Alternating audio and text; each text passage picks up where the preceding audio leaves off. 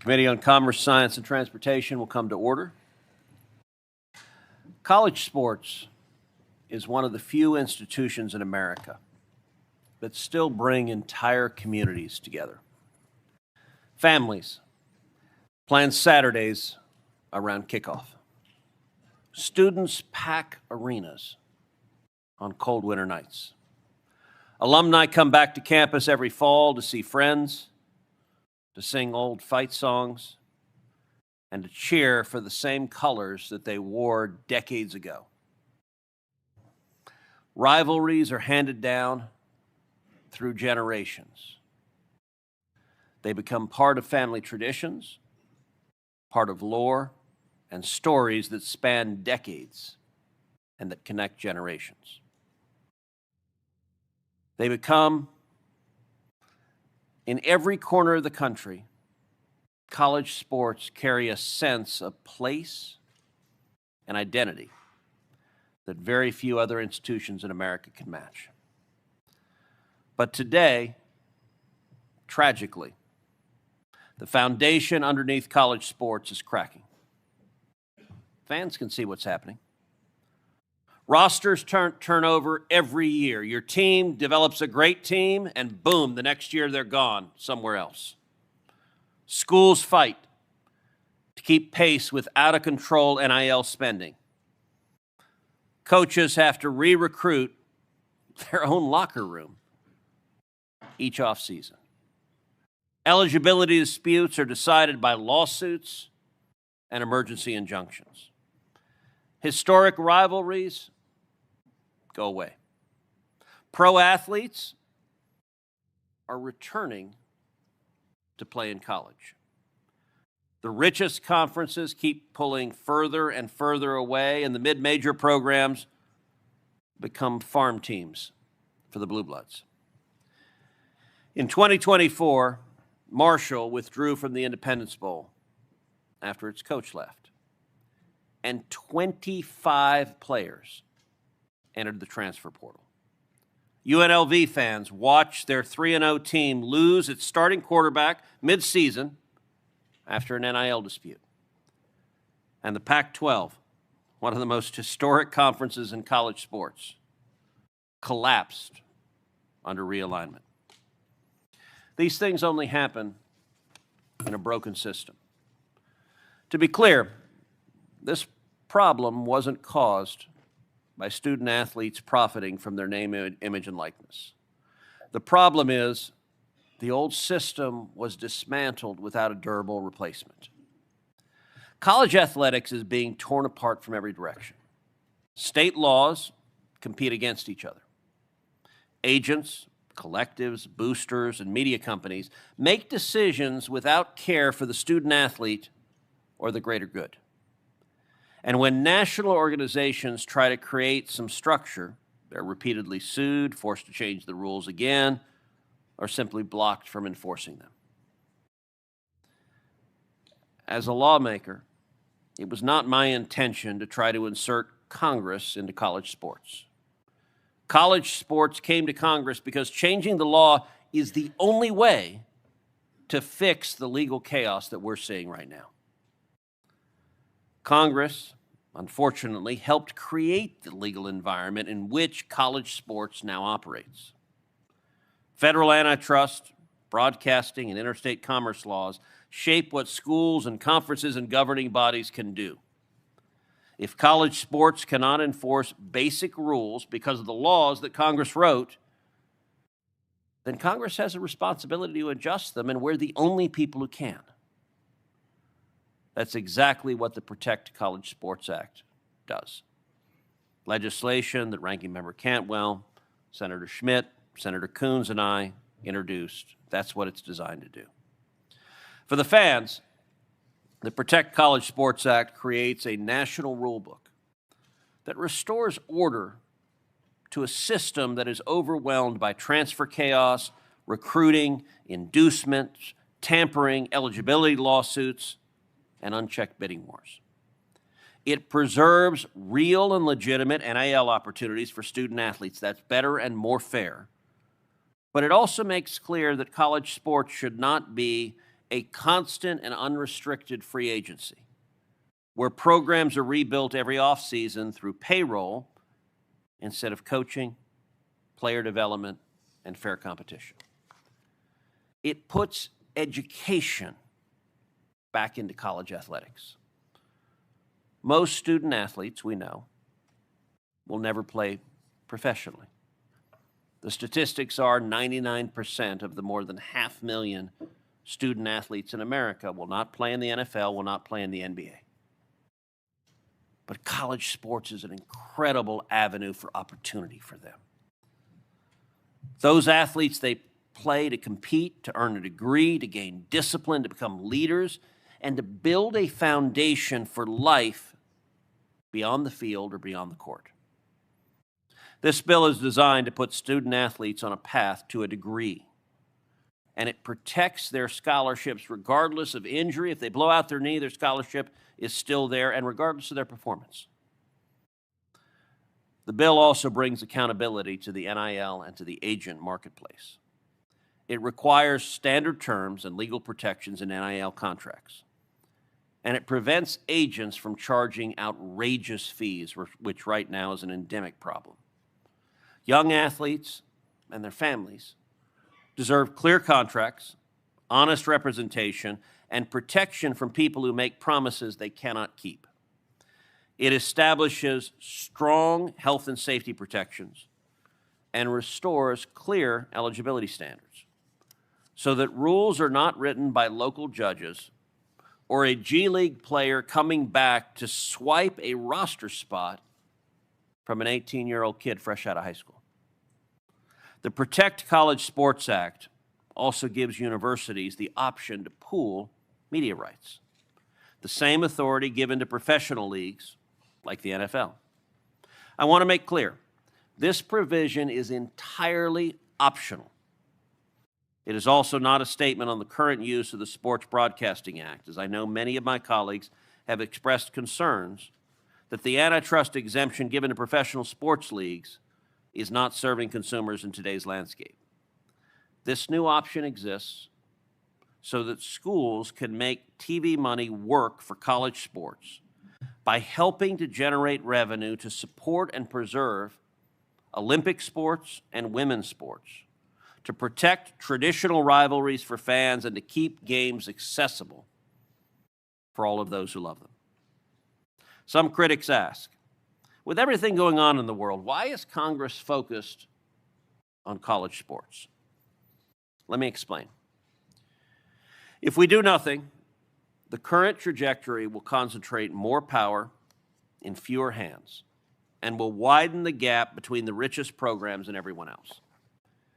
In a few years, if we do nothing, we could lose dozens of historic football and basketball programs, not to mention tens of thousands of Olympic sports at colleges dependent on the revenue from football and basketball.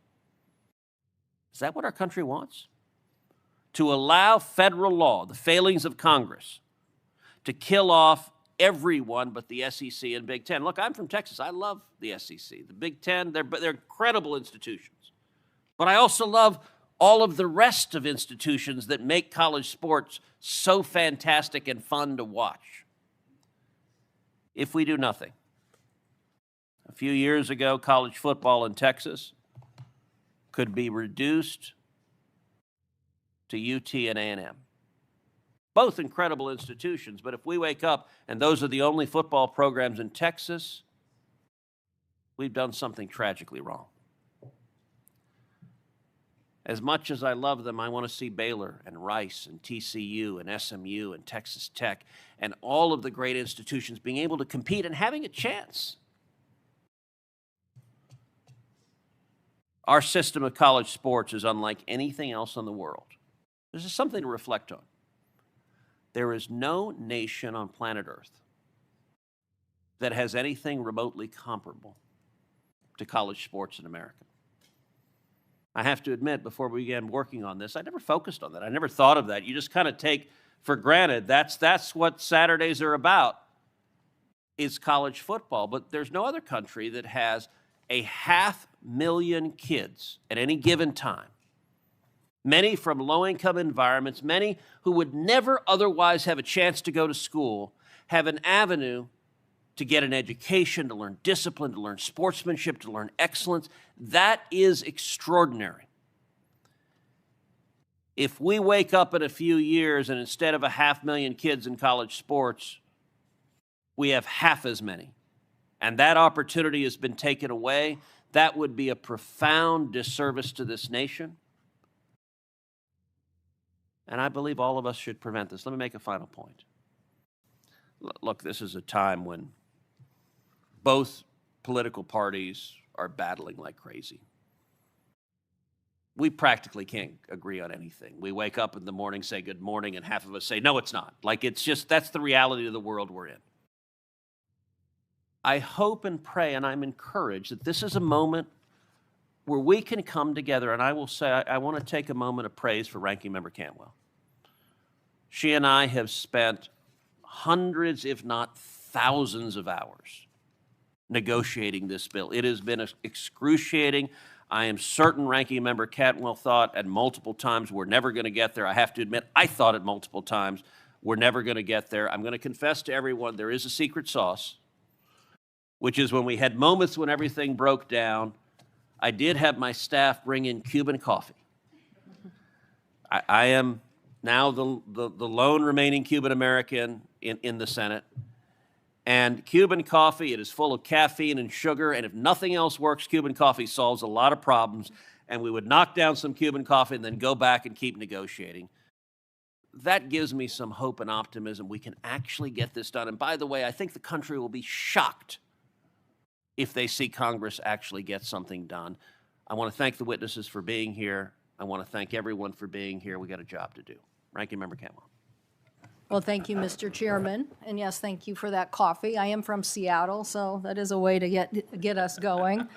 And I want to thank the witnesses especially for being here. Each of you represent a special expertise on this subject, and your thoughts and wisdom today will be much appreciated. My colleagues probably know that there are probably 25 things that Senator Cruz and I don't agree on, and that's just in this committee. So saying that it is an accomplishment for him and I to agree on this is saying something.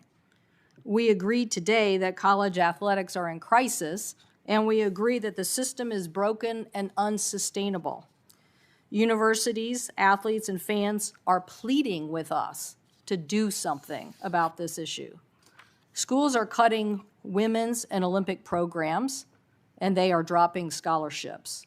I think we have a poster out here that shows that.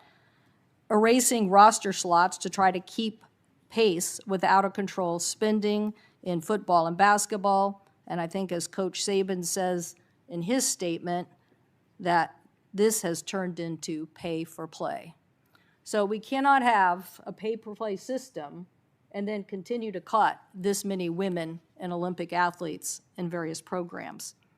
Just since 2023, over 100 programs and more than 1,000 athletic scholarships and rosters in women and Olympic sports have been eliminated, and it's going to get worse. In April, the University of Arkansas and St. Louis University both announced within days of each other they were going to cut the women's, actually, and men's tennis team. Kansas, Colorado, Rutgers, and Washington State, my home state, beloved institutions with strong alumni bases and storied histories are getting hollowed out. And even if the universities are not cutting sports programs, they are taxing students who are not athletes and taking money out of their general funds to cover ballooning athletic program deficit. James Madison University now charges every student an extra $2,400 a year for athletics, whether or not they ever step on a field. What once felt like a shared national pastime has become a free-for-all, a money flowing with few guardrails, players and coaches constantly moving, and schools struggling to keep pace. As Coach Saban notes in his testimony, and I thank you for emphasizing the effect on women and Olympic athletes. I appreciate that coming from a football coach. The whole ecosystem is important. Coach Saban says, quote, "We will lose scholarships. We will lose Olympic pipelines. We will lose chances for young people who may never play professionally, but whose lives are changed by college sports," end quote. The pay-per-play antics and this failed system are putting our future Olympic athletes and future women sports participants at risk. When you ask the American public in a poll about this, it's not football that rises to the top. Only 54% of the respondents say they really care about football. 87% of the respondents say the most important thing they worry about is women and Olympic sports. And why not? Because they understand how unique they are and how threatened they are by a system that cuts even $1 from where we are investing today. Clearly, both of these things, women and Olympic sports, need larger investments than we are doing today. Other countries like China and Russia recruit their athletes and do it through dedicated programs and dedicated facilities. We rely on our college system instead to help train the best. 3 out of 4 members of the 2024 Olympic team in Paris were current or former college athletes. And it was the women Olympians in Paris who took home the majority of the gold. As Notre Dame athletic director Pete Bevacqua, who is here with us today, said, quote, "If we continue to go down this path of no legislative action, Olympic and women's sports around the United States will be at risk both this year and years to come," end quote. I believe the failure of us to act here will make us responsible for the outcome of future Olympic teams if we don't come up with a solution. But as my colleague Senator Cruz said, none of this is inevitable. We can and we should write better rules that put athletes first and keep our institutions strong, and that is exactly what the College Sports Act does. It protects college athletes' hard-won rights to be paid name, image, and likeness and recognizes revenue sharing, as in the settlement agreement. It replaces a patchwork of weak state laws with strong federal laws. And our bill makes sure that an athlete cannot lose a scholarship because of an injury or a bad season.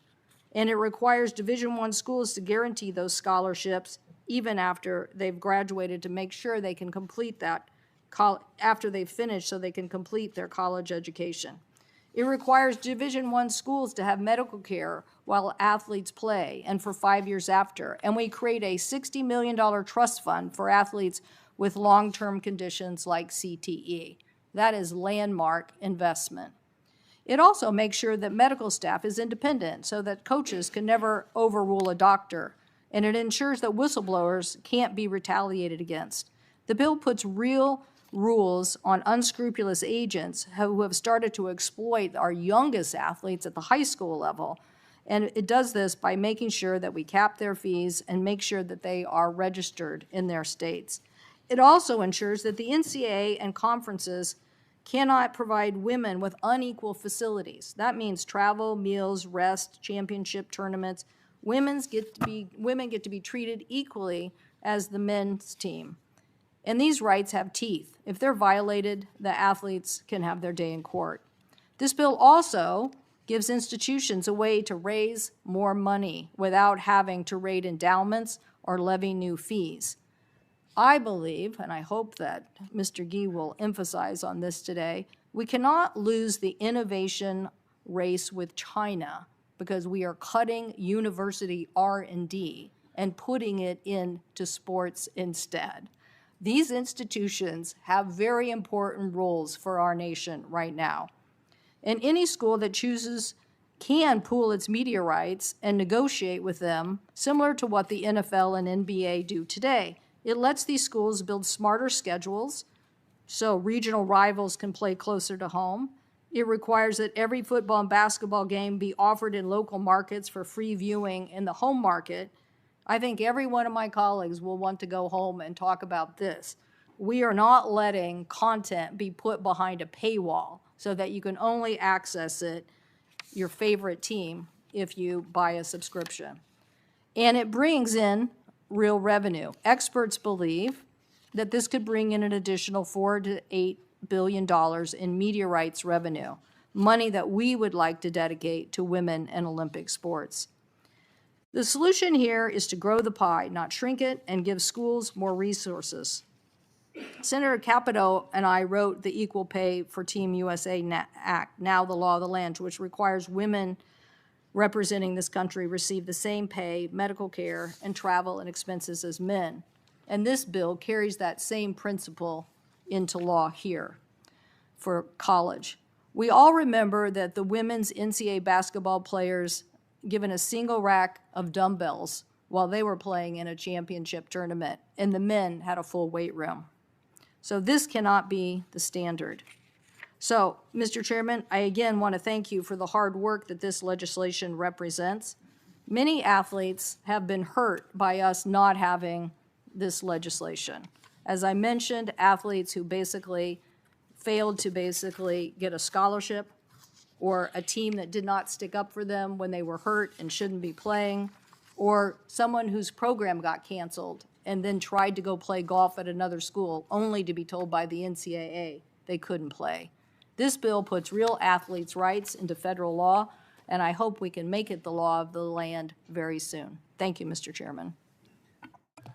Thank you. Without objection, I ask unanimous consent to admit the posters into the record, and I'll now introduce our witnesses.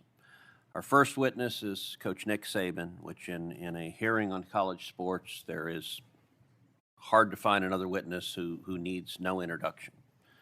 Mr. Saban is formerly the head coach at the University of Alabama, a team under his leadership that was so damn good it was frustrating to every team in the country, and certainly frustrating to every Texas team. Throughout his career, his team won a ridiculous 7 national championships, 1 with LSU and 6 with Alabama. 49 of his players went on to become first-round draft picks in the NFL. And even more importantly, at the University of Alabama, under his leadership, his players earned 656 college degrees. Our second witness, someone who's become a friend over time, Pete Bevacqua, and I'll turn to our colleague from Indiana, Senator Young, to introduce him, but I will, on behalf of the committee, ask him not to break into the Notre Dame fight song as he does the introduction. Well, thank you, Mr. Chairman, and welcome to our witnesses. Very few leaders in America are as familiar with the intersection of athletics and business as Pete Bevacqua, and it's a privilege to introduce him for today's hearing. Pete's been the athletic director for Notre Dame since 2024. Of course, this is not his first go-around at the university. He's a Fighting Irish alum. He graduated magna cum laude and was a walk-on punter for the legendary Lou Holtz. He arrived for his second stint at Notre Dame with extensive experience and great success in sports business, serving as chair of NBC Sports, CEO of the PGA of America, and the first managing director of the U.S. Open Championship. He was also global head of golf at Creative Artists Agency, one of the premier talent and sports agencies in the world. I can't fail to mention that Sports Business Journal named him one of the 125 most influential sports executives of the last 25 years. He and I have had productive conversations about the future of collegiate sports. We will continue those conversations. I know his experience and vision will be instructive to all of us. So, Pete, thank you for being here and for contributing to this important conversation today. Thank you, Senator Young. We'll now turn it over to our colleague from West Virginia, Senator Capito, to introduce our third witness, Gordon Gee. Thank you, Chairman, and I am excited to be in this hearing today for many reasons, most importantly because we have 2 great West Virginians on the panel, one honorary and one born and raised in Marion County, the first being Dr. E. Gordon Gee and the second, Coach Nick Saban. Thank you both for being here. I'd also like to thank you all for giving me the opportunity to introduce Dr. Gee, a champion for college athletics who has made a profound impact on my state's trademark public land-grant higher education institution, West Virginia University.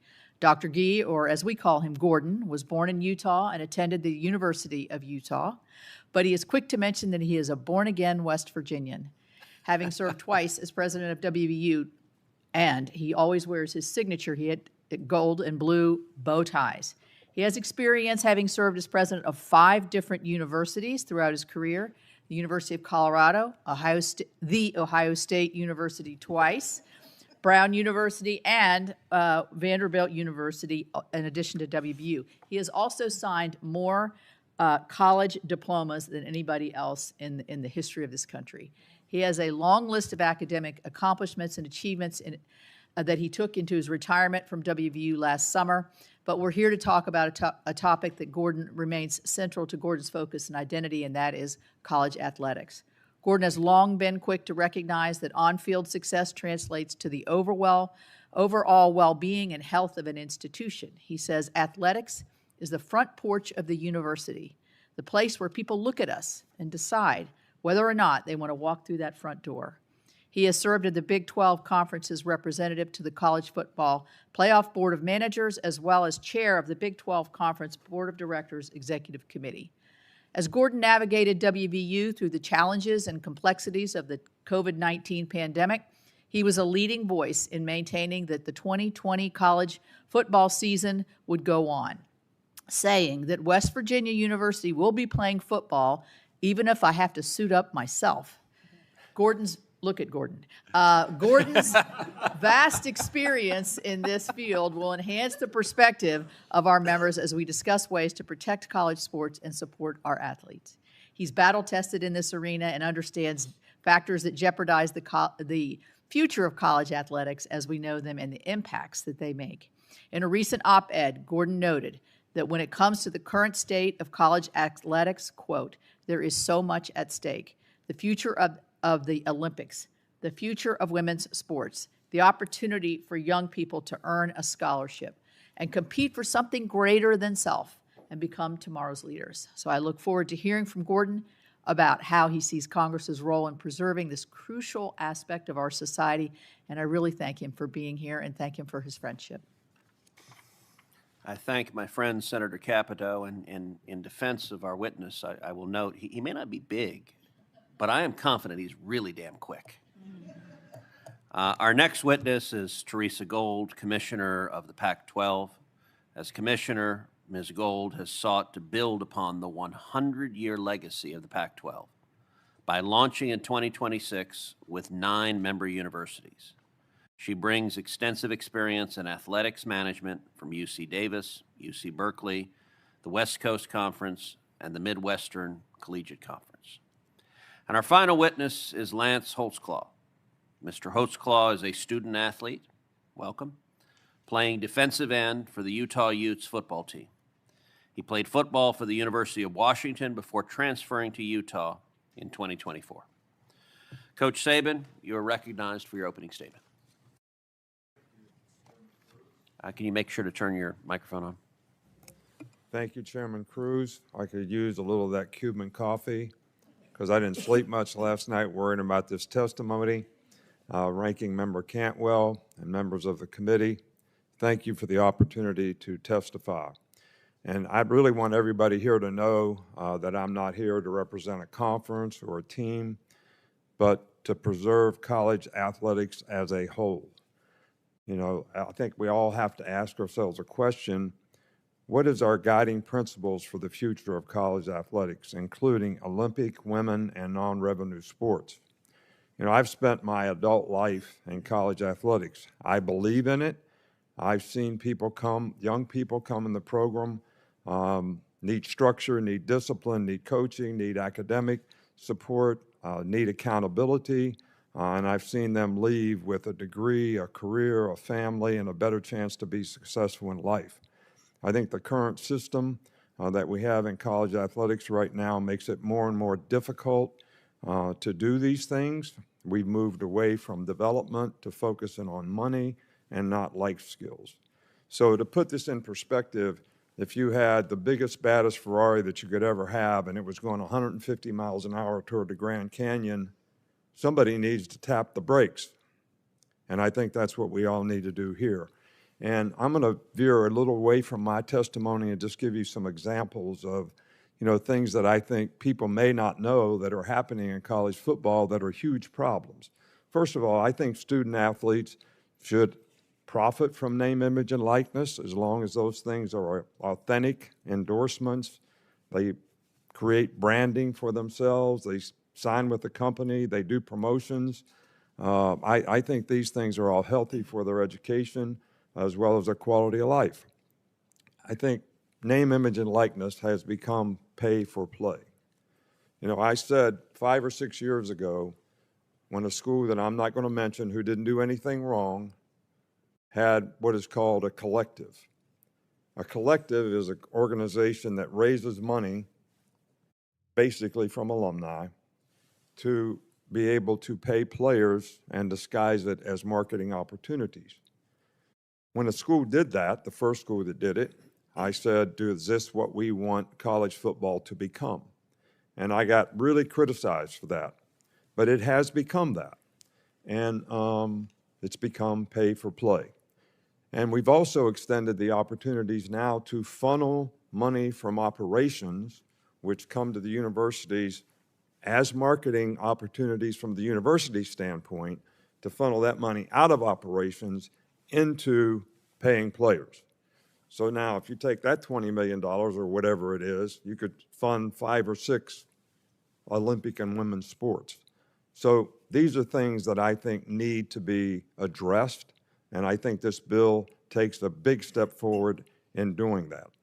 So I think this bill also creates a competitive balance. You know, the NFL, the NBA, Major League Baseball, they all have some kind of rules that govern how they compete. It creates parity. It creates, you know, something that gives you the opportunity to have a framework to build a fair play system in, which I think is really, really important, and I think this bill does that. Right now in college football, we have no rules. We have state laws. We have different in every state. We have litigation. The NCAA cannot enforce their own rules because every time they try to enforce the rule, there's a lawsuit. So, I mean, an example would be Ole Miss's quarterback. They say he can't play next year. He's playing next year because of litigation.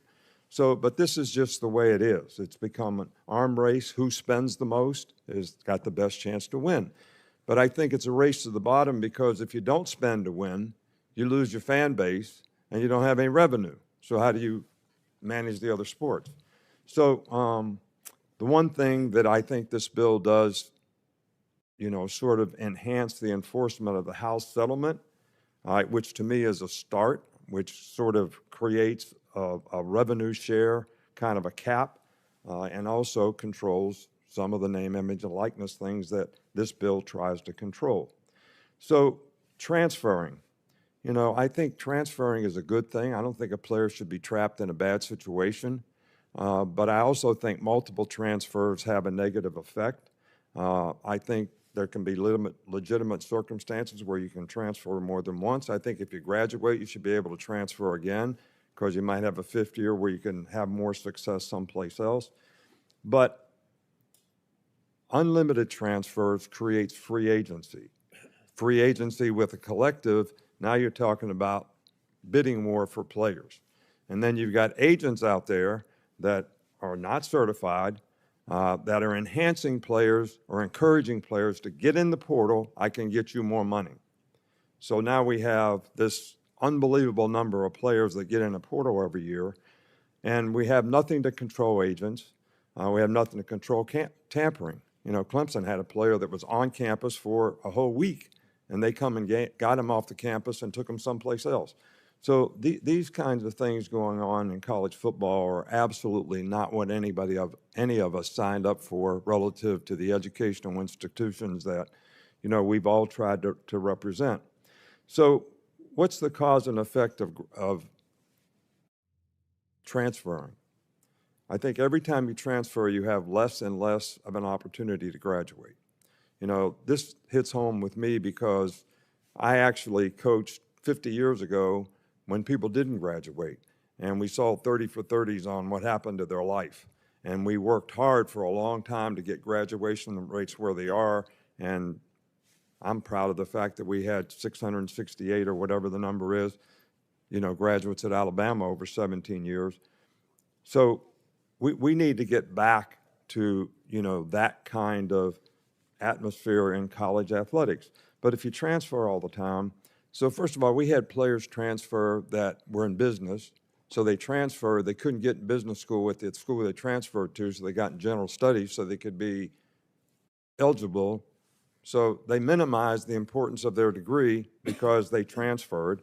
And then also, could they graduate? You got guys transferring 3 or 4 years. We have guys playing 7 or 8 years of college football, which is ridiculous. We had 50 players in the draft this year that were over 25 years old, competing against 17 and 18-year-olds, only because we have no structure in terms of what is eligibility. So the eligibility rule of 5 years is a really good thing, I think. I think we should protect prep schools. If somebody wants to improve their academic circumstance, their clock shouldn't start, and they should still have 5 years after that. And I think defining who is a pro. I know a guy came from the G League, that's a pro. There's also guys coming from Europe that are pros that are not under the same rules and regulations. I think all those things need to be controlled. So the collective, what if we continue to invest more and more in football and basketball? Let me give you the history. My first year we had collective at Alabama, 2.7 million. Next year, 7 million. Next year, 10 million. I retired. Next year, 17 million. Next year, 24 million. Now you have schools that have close to $40 million rosters. So if we continue to do that, we're going to lose Olympic sports, we're going to lose non-revenue sports, we're going to lose scholarships, and basically what's going to happen is you're going to have football and basketball succeed, and we'll have club sports for everything else with no scholarships. That's horrible. I mean, we can't let that happen. And I think we have to continue to figure out ways that we can raise revenue so that we can keep all sports and all opportunities for all young people intact. I think we have to protect scholarships. We mentioned that. Injury, roster decisions, athletic performance should not be reasons to get rid of a player. But what we've created now with the portal, which we think is a good thing, all the coach has to say to a player that's not very good is, get in the portal. I don't want you on the team. So he gets in the portal, and maybe he doesn't get an opportunity. 30% of the people who get in the portal don't get an opportunity. So nobody talks about those things. And it minimizes, because everybody recruits out of the portal, how many young people out of high school get an opportunity to get a scholarship and play college football and start a career. So I think medical protection, injury protection, and health care are something that's really, really important. But I also think that Congress does not need to micromanage college athletics. There's lots of people out there that can help us do that. Congress does need to fix the mess, and the courts create a national framework so people inside college sports can enforce fair rules. Without legal certainty, every rule becomes another lawsuit, every standard becomes another risk, and the system keeps drifting toward the professional model. I believe we want an education-based model that compensates athletes fairly, protects athletes properly, and still preserves development, competition, opportunity, and tradition. That is what this bill is trying to do. It isn't perfect, and I'm sure many, many adjustments need to be made, and I think there's a lot of people who can add to that. But this is a serious bipartisan effort to bring order to a system that is badly needs fixing. I don't think this is bipartisan. I think it should be nonpartisan. It's that important in terms of college athletics, in terms of the future for young people. It protects athletes, it protects opportunity, it protects competitive balance. It protects the sports that do not always generate revenue but still matter. It gives college athletes a chance to move forward with rules that are clear, national, and enforceable. For these reasons, I support the Protect College Sports Act and urge Congress to act. Thank you. Thank you, Coach. Mr. Bevacqua, you're recognized for your opening statement. Well, thank you, Chairman Cruz and Ranking Member Cantwell. It's an honor to be here. It's an honor to be here with my fellow witnesses and to represent Notre Dame. And I also want to thank Senator Young for a very nice introduction and also everything he does for our state in Indiana and for Notre Dame. I agree with Coach Saban. This is a major milestone to have this bipartisan support to do something for college sports. And I think this bill is an enormous step in the right direction. we have to act now. There is a tremendous sense of urgency. If we don't act now, women's and Olympic sports are going to be de-emphasized or cut, as you showed, Senator Cantwell. We need to act now to protect athletic departments, and we need to act now to make sure that the student-athlete experience, and these are student-athletes, they're not just athletes, that the student-athlete experience is preserved and maintained, and quite frankly, reinforced around the country. We need sanity restored to the transfer portal. We need sanity restored to what it means to be a college student-athlete around eligibility. I love the fact that we're talking about protecting scholarships, that we're talking about extended medical insurance, that we're talking about some real regulations around agents that are out there representing these young men and women. We need a realistic cap. The concept of a cap emanating from the House settlement, in my opinion, is a fallacy. There is no cap. It's an equation. It's an X plus Y equals Z equation, X being the cap dollars, Y being the gray space of third-party NIL, which quite frankly right now is littered with abuse and uncertainty. The more money that can come from the cap directly to student athletes, I think will go a long way. And at Notre Dame, you know, our North Star in the athletic department is preserving that student-athlete experience. We want an integrated student-athlete experience. And we spend so much time in this country talking about the superstars. In our world, the Jeremiah Loves, the Hannah Hidalgos, the Caitlin Clarks, the Cooper Flaggs. But if Congress doesn't act now, there are going to be thousands and thousands and thousands of stories of young men and women, particularly in football and men's and women's basketball, that bounce around to 3, 4 schools. And when you're going to 3 or 4 schools over a defined finite amount of time, the educational aspect of this becomes a total farce. And maybe they're earning NIL money along the way in bits and pieces, and maybe at a young age you feel that NIL money is going to cure all of your monetary woes for the rest of your life. But these are not the type of kids who have the talent to make it in the NFL, the NBA, or the WNBA. And you're going to have a generation of student athletes, thousands of cases, that are finishing their college journey without a college degree, with money that is fleeting. So by the time they're 25, they've torn through that money. And it's kind of a good luck with the rest of your life. You know, we make a promise to our student athletes. We talk about 4 for forever. You're 4 years at Notre Dame. You're 4 years, you're 5 years at any university, whether it's the University of Alabama, West Virginia, universities in the Pac-12, where Lance is at Utah. That school owes those student athletes the skills, the education, and the degree to make it in life. And so I applaud this bipartisan effort. Coach Saban said, hey, it's not perfect, but it's progress. It's tremendous progress. And if we don't act now, I fear the future of college sports. We need a realistic cap. We need to clear that up. We have to be forthright with one another. If we have these continuing runaway roster fees, primarily around football and men's basketball, I think there's going to be 2 inevitable outcomes. You're going to have a super league because there's only going to be a small number of universities that are going to wake up year in and year out and say, okay, we can still invest this type of money to field a nationally competitive football team. I don't think a super league is good for college football, and I certainly don't think a super league is good for college sports. The other thing, and I think we've all said it, and Senator Cantwell, you said it so well, even the strongest universities, the healthiest universities, if you continue to have these runaway roster fees, if you continue to have a failed House settlement with a cap that is not realistic and continued motivation to move into that gray space of third-party NIL, you are absolutely going to see the continuation of the slide that you put up with cutting and de-emphasizing Olympic and women's sports. And that would be a very, very sad day for this country and an unbelievably negative thing to take away all those amazing opportunities for hundreds and hundreds of thousands of young men and women who get their life started in a great direction by participating as a student athlete at universities all around this country. So I thank you for the efforts you've made so far. I thank you for this bipartisan bill that you've put there.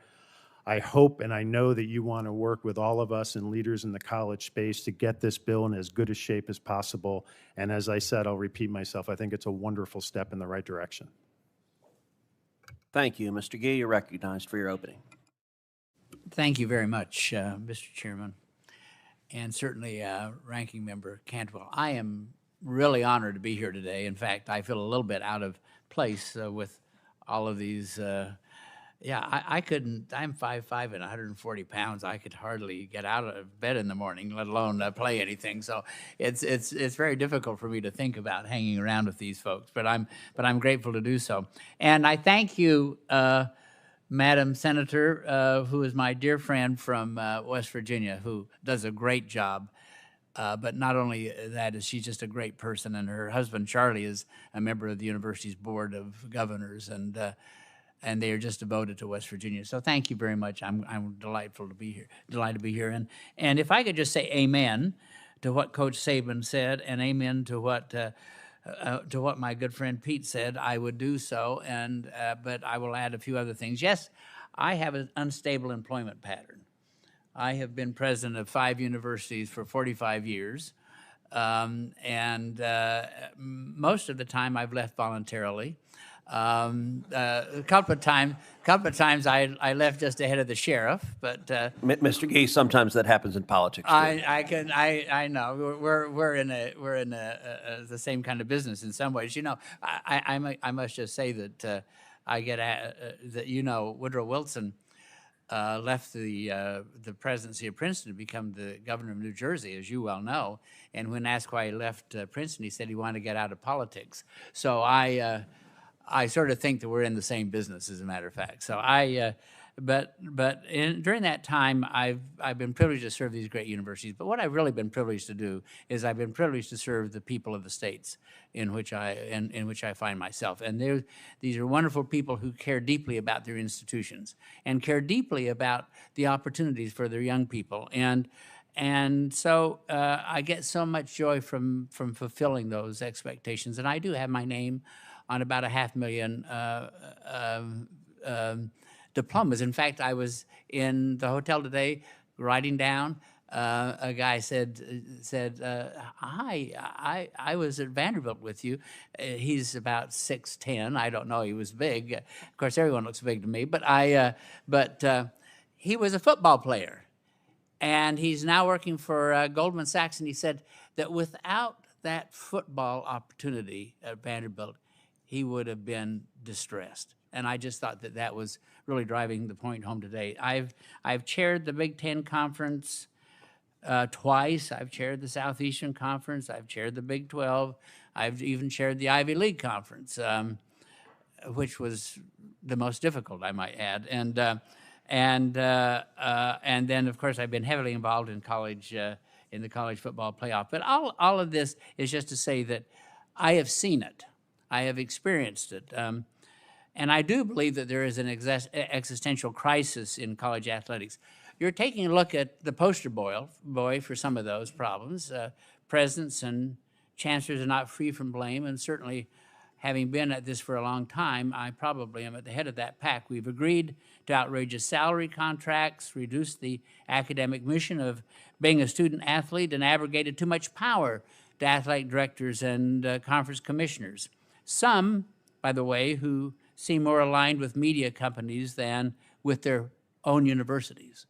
The end result is that we now have an unsustainable system. As the coach said, as Pete said, we have an unsustainable system unless we take bold action. It's just that simple. The NCAA and the conference is lost in the courts because we failed to allow student athletes to function as true students with great talents who earn the right to monetize those talents.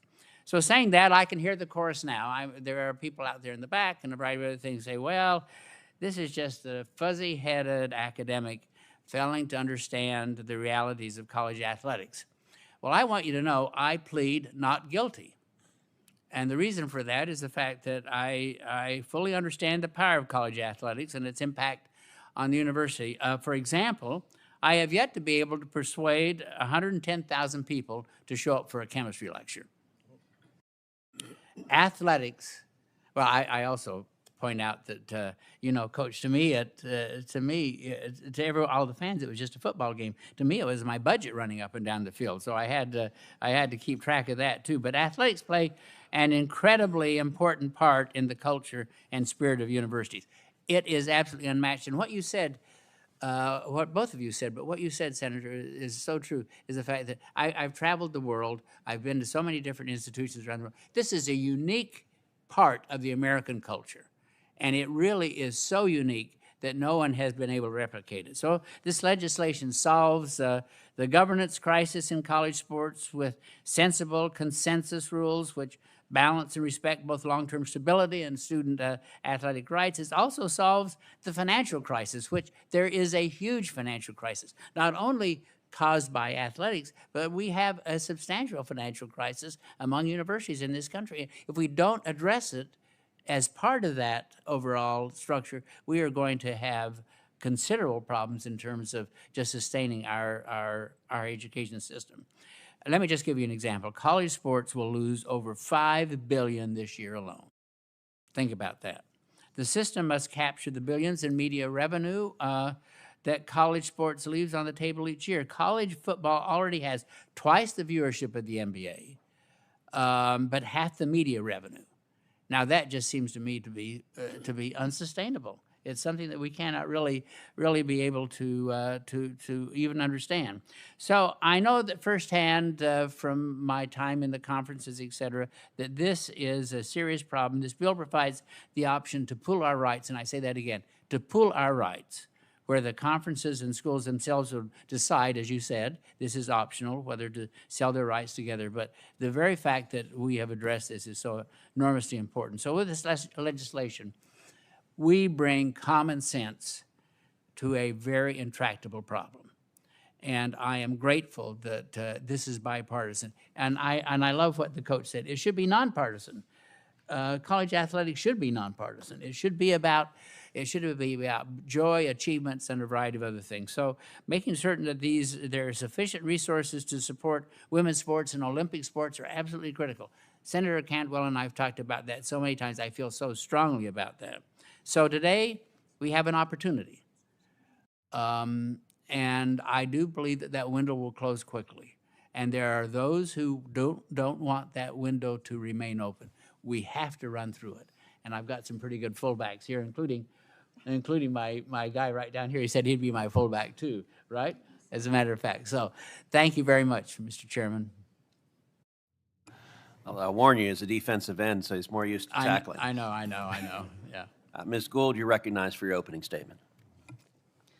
Good morning, Chairman Cruz, Ranking Member Cantwell, and members of the committee.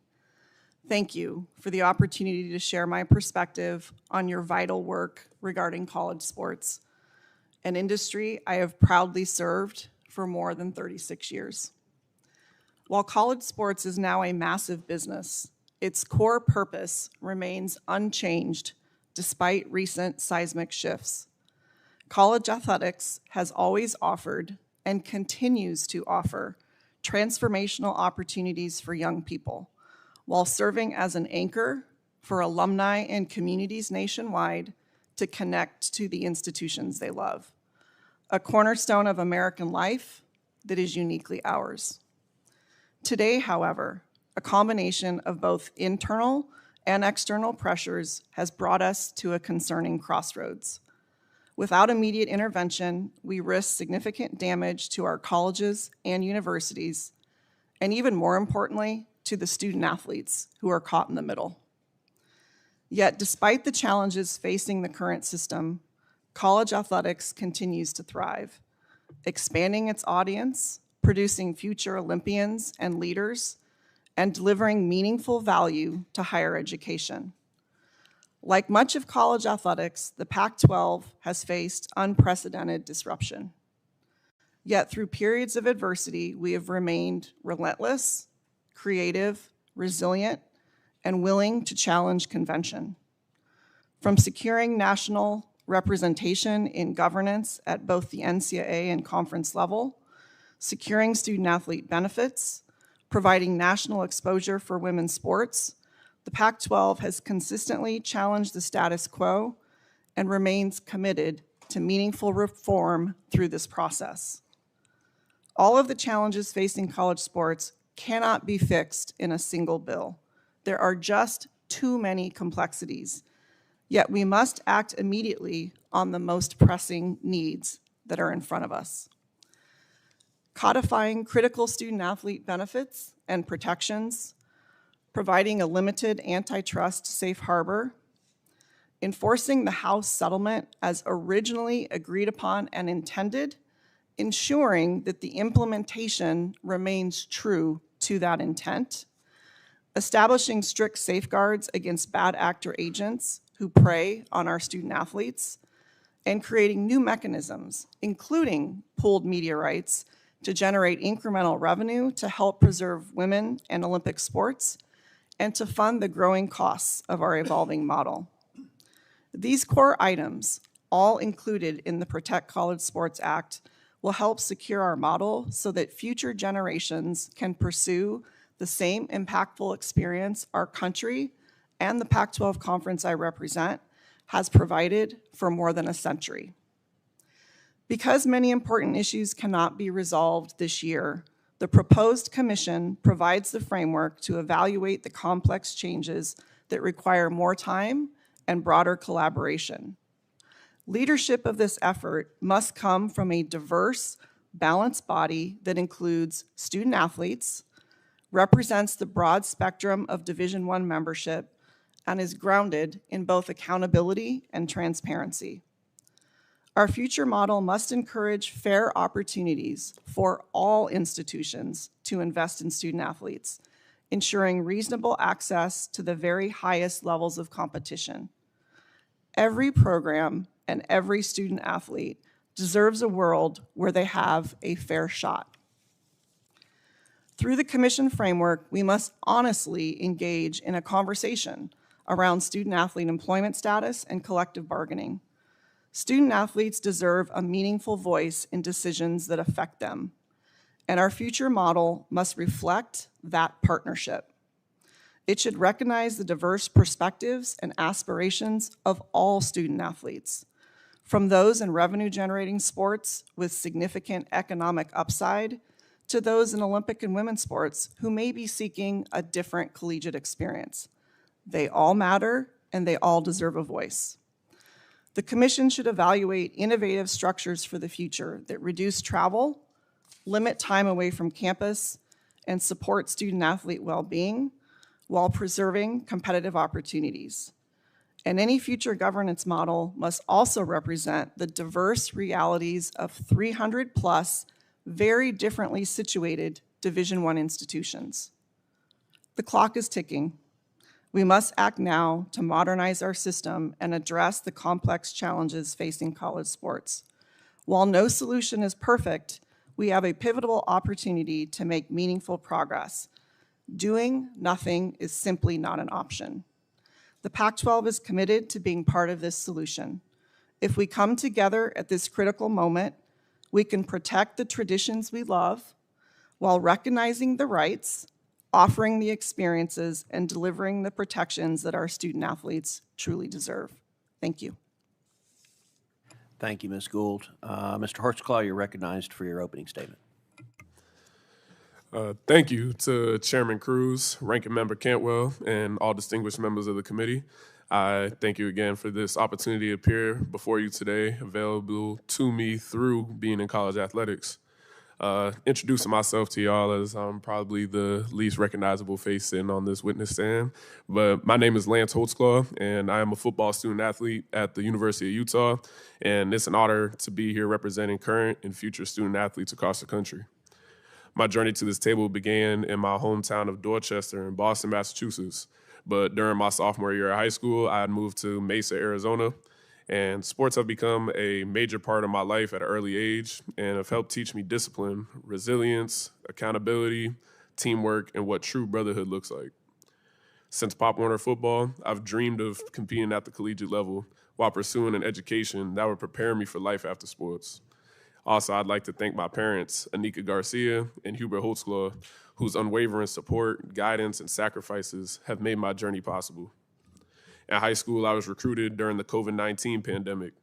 Recruiting visits were limited, evaluation periods were disrupted, seasons were cut short and canceled, and many of us were forced to make life-changing decisions under circumstances no previous generation had experienced. Following high school, I attended the University of Washington, where I began my college career. During that time, our team captured the final Pac-12 championship, went on to college football playoffs and won the Sugar Bowl, and advanced up to the national championship game. I then transferred to the University of Utah, where I earned my degree in sociology and still have 1 season of eligibility remaining. Throughout my college career, I've experienced college athletics across the Pac-12, the Big Ten, and the Big 12 conferences, giving me a firsthand view of how conference realignment has reshaped the student-athlete experience. I want to thank this committee for recognizing the importance of including student athletes in this conversation about the future of college sports. While I may not have the titles or experience of others testifying today, I do bring a perspective that cannot be replicated, which is the perspective of a student athlete living through these changes in real time. I've experienced the impact of NIL, the transfer portal, conference realignment, evolving eligibility rules, and the many changes shaping modern college athletics. These issues are often discussed through the lens of policy, economics, and governance, but behind every decision are real students, balancing academics, athletics, personal development, and preparation for life. That is why student-athlete voice must remain at the part of these conversations. Decisions about college athletics should not be made solely for student-athletes, but made with student-athletes. College athletics has provided me with incredible opportunities, relationships, and experiences that have helped me elevate my life in tremendous ways. I believe strongly in preserving these opportunities for future generations while continuing to improve a system that serves the student athletes at its center. Again, I thank you all for the opportunity to be here today, and I'm honored to represent the student athlete community, and I look forward to sharing my perspective with the committee. Thank you very much. I appreciate each of the witnesses being here this morning, and I appreciate your testimony. I think we've heard broad agreement from very different perspectives that college sports is in crisis. It's riven by chaos, court cases, and evasion of rules. And if this continues, we're going to be left with 30 to 50 teams in essentially a mini NFL. And the victims will be the fans who see their favorite teams, storied teams and programs disappear, and hundreds of thousands of student athletes who will lose scholarship opportunities. Some might disagree. I will say I've been gratified since we introduced this bill last week that response has been overwhelmingly positive. But there have been some critics who say they don't want Congress involved. They think things are fine. They think the powers that be can fix whatever ails college sports. And if you want the status quo, if you think that college sports can fix itself, then you need to defend the alternatives to passage of this bill. The House of Representatives tried multiple times to pass a bill. Unfortunately, it failed repeatedly. The Protect College Sports Act is the only bipartisan bill out there. It is the last best hope we have to save college sports. So my first question to the panel is what happens if we do nothing? There's a lot of expertise on this witness panel. Help us look into the future. If Congress fails to act, if we get locked up in partisan gridlock and we just yell at each other, which sadly we're very good at, what happens to college sports 3, 4, 5 years from now? And I open it up to anyone who wants to answer that. Well, Senator, I'll start by simply saying that looking at the trends that are going on at the moment, if we think about the macro trends, which are higher education itself, higher education has lost the trust of the American people in many ways. Not as many students are going into universities. We have a demographic cliff. We've got all of these issues. So on the macro level, and then all of the issues concerning the fact that our research really is what sustains us in terms of competition at an international level.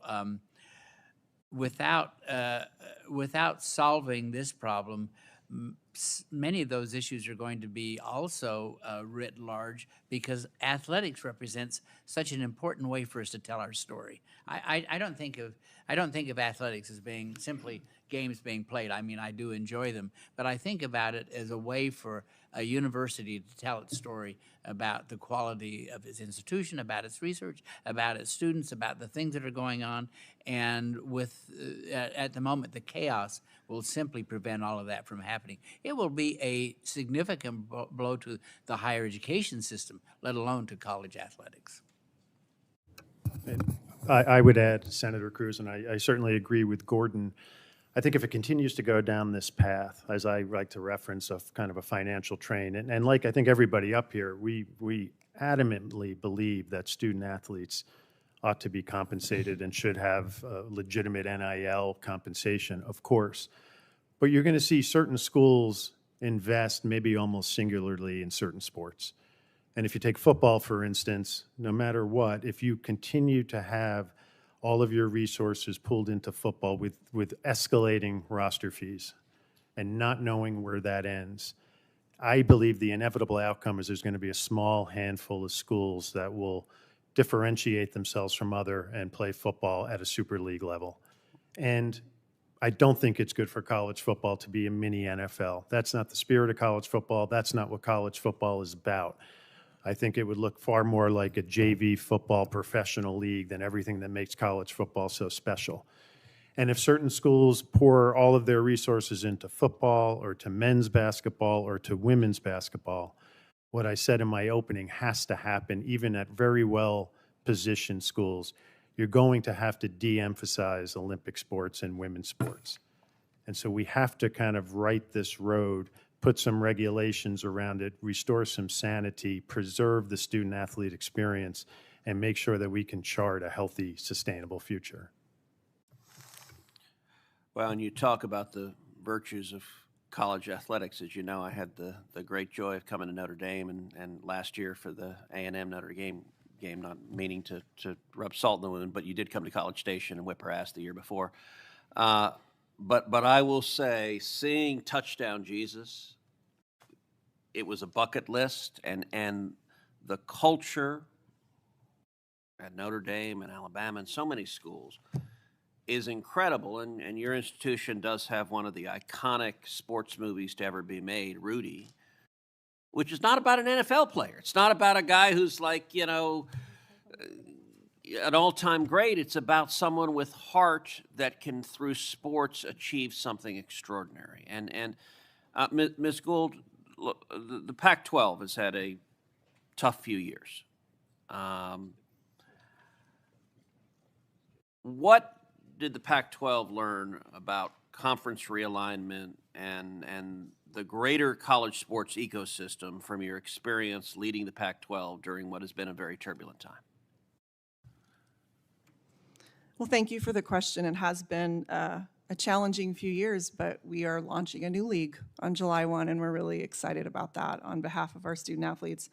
Look, I think in part what I learned, and Lance mentioned this in his testimony, was what can happen when you don't keep the well-being of student athletes at the center of your decisions. And what has transpired, not just with the Pac-12, but across a lot of conference realignment and a lot of change that's happened in our system, is the well-being of student athletes is no longer at the center because of the economic pressures that we're dealing with. We now have Olympic sports student athletes traveling coast to coast for contests. We have student athletes that never show up at an in-person class on their campus anymore and are completely missing out on campus life. So I think for me, you know, when I look back on all of it and how everything transpired, I think we need to make sure that we always remember who we are here to serve, and that the decisions that we make, while there are business ramifications, are decisions about the lives of the young people on our campuses. Thank you. Ranking Member Cantwell. Thank you, Mr. Chairman. I wanted to start with you, Mr. Holtzclaw. I know you're no longer a Husky, but thank you for that championship game and season in 2024. I think you told my staff one of the reasons why you transferred is that you had 3 different coaches in 3 years. Is that right? Yes, that's correct. So I think Ms. Gould just said the effect on students, and people don't realize that then in this arms race of money and coaches transferring, that the students, I mean, how can you learn any system or a coach or synchronicity if you have 3 different coaches in 3 years? Well, like you say, it is definitely a difficult task. I will like to explain a little bit. My first year, I got recruited by one coaching staff, and then when I had got there, that coaching staff was no longer there. New coaching staff comes in, played with that staff, and then a new staff comes in after that. I then transfer, have another staff there, 1 year there, another staff leaves. So again, it just kind of ties back into people staying and leaving and kind of the leadership portion that's really important when it comes to the team. That leadership portion is so important. It drives the team. It keeps the team together. It holds them tight together and creates that real family bond that comes in when you're playing college athletics. It's extremely important to how the careers of these young men and women go out and how they're developed in their time in college athletics. There's so much that goes on with life development, that goes on with your education, that goes on with your life experiences. And I feel like that leadership portion, being strong in a system and in a program, is extremely important. So when pieces move around a lot, it can alter that sometimes. Well, it seems to me that this is one of the centerpieces that we're losing. I think all of us up here believe in competition and real competition, but I think we love the fact that college athletics has put so much focus on developing teams who are successful because they build a team and not because they have a billionaire in their back pocket. And I think that that's what we're facing here right now. Are we going to create some rules here that puts people on some level of equity and parity? Now, I wanted to bring this up with you, Ms. Gould, because you've been very polite about this. I mean, the bottom line is WSU had a $35 million hole blown in their $85 million college budget. Basically, that is the revenue that was taken out of the Pac-12. And I think the reason why Senator Cruz and I have a letter from the Big Ten and the Big 12 and the ACC is because they think that that's what's going to happen to them next, that somebody's going to come in and rearrange the deck chairs of those conferences, steal the eyeball schools, and then basically leave everybody with everything else. Now, I believe in the rivalry of the Pac-12. I believe in the historic, Rose Bowl competitions and the unbelievable rivalries between all of these West Coast schools, and it's been phenomenal. But now WSU, instead of having a $35 million media budget, has I think, $10 or $12 million media budget. So are we just going to let this continue to be this arms race? What do you think that we should do to make sure that we are saving this? And then for you, Mr. Gee, I have a question because you were very clear about where you think the alignment is. The alignment is with the new media companies. Even though we're losing $5 billion, there are people that don't want to look at an option to create more revenue, and that the schools, so I want to hear from you on that point, but Ms. Gould. Yeah, well, I appreciate that the act has some conversations in there about what the future model should look like relative to scheduling and relative to conference alignment and relative to the future model. I think we are at a crossroads where this history that we have in our industry of everybody just poaching some other league based on media rights dollars or whatever the driver might be, I think we have to take a step back and really think broadly and creatively about what the future model should look like. And as I referenced earlier, because it has impacts on other institutions in these states, and because it has practical impacts on student athletes, I really look forward to the work that the commission will do around this. And to be creative and innovative, maybe we look at regionalizing Olympic sports to try to keep student athletes at home. But I think now is the time for us to think about the role of conferences and what the structure looks like moving forward. Mr. Gee, has the current system failed? Absolutely. That's the reason we're here today. I mean, we would not be having this hearing if we had a system that was working. And so what do you think that on this notion of why university presidents didn't understand that ADs and conferences were taking us down a different direction that was going to be so painful. Yeah, I think that I've always said that there are kind of three third rails for university presidents. One is university home, other is athletics and hospitals. And I think that so many presidents want to stay somewhat distant from college athletics because there are a lot of issues that surround that. I think that. But hasn't that cost us a lot of money? It has It's cost costing us $5 billion or It so. has cost us a lot of. And it's a lot of- causing Mr. Holtzclaw, he wants the experience that Coach Saban said that's why he coaches, because he wants to build that, and he can't get that because now he's getting a new coach every other year. You're absolutely right, and that's the reason that I'm here today. You know, I should be playing canasta on a beach. I'm 82 years of age, but instead I'm a convert. As having been a university president for so long, I realize that what we really have to do is we really have to think about universities having an obligation to each other, rather than this kind of Darwinian approach that we're taking. And I'll be just very honest. I think that we have turned over too much power to commissioners. They have a very limited notion of what it should be about. The word student is not in their lexicon. The word athlete is, and the word money. And this is an issue that we have to get at. And I don't mean to throw them under a bus, although I just did. But what I do mean to say is the fact that I think that university presidents need to take charge of this issue, and I believe that they will. You know, I think about my friends in the Pac-12 not in the Pac-12. You're really good. I'm thinking about in the Big Ten and the SEC. I mean, I know most of those presidents. They're really smart people. They're wonderful people. Half of them have worked for me, but we need to have an opportunity to really have those presidential discussions, because this is so simple. We have a revenue problem. Either we grow the pie or we destroy everything that we're about. It's pretty damn simple. Well, I don't care anything about your height because you just packed a punch. So thank you very much. Thank you, Mr. Chairman. Thank you. I'll now recognize my friend and partner in this bill, Senator Schmidt, who I will note is the single best baseball player in the U.S. Senate, although, to be fair, in the Senate, that's not a terribly high bar. I was going to say it's a low bar. It is a low bar. Maybe basketball too, Senator Cruz. You never, no, but okay, your time has expired.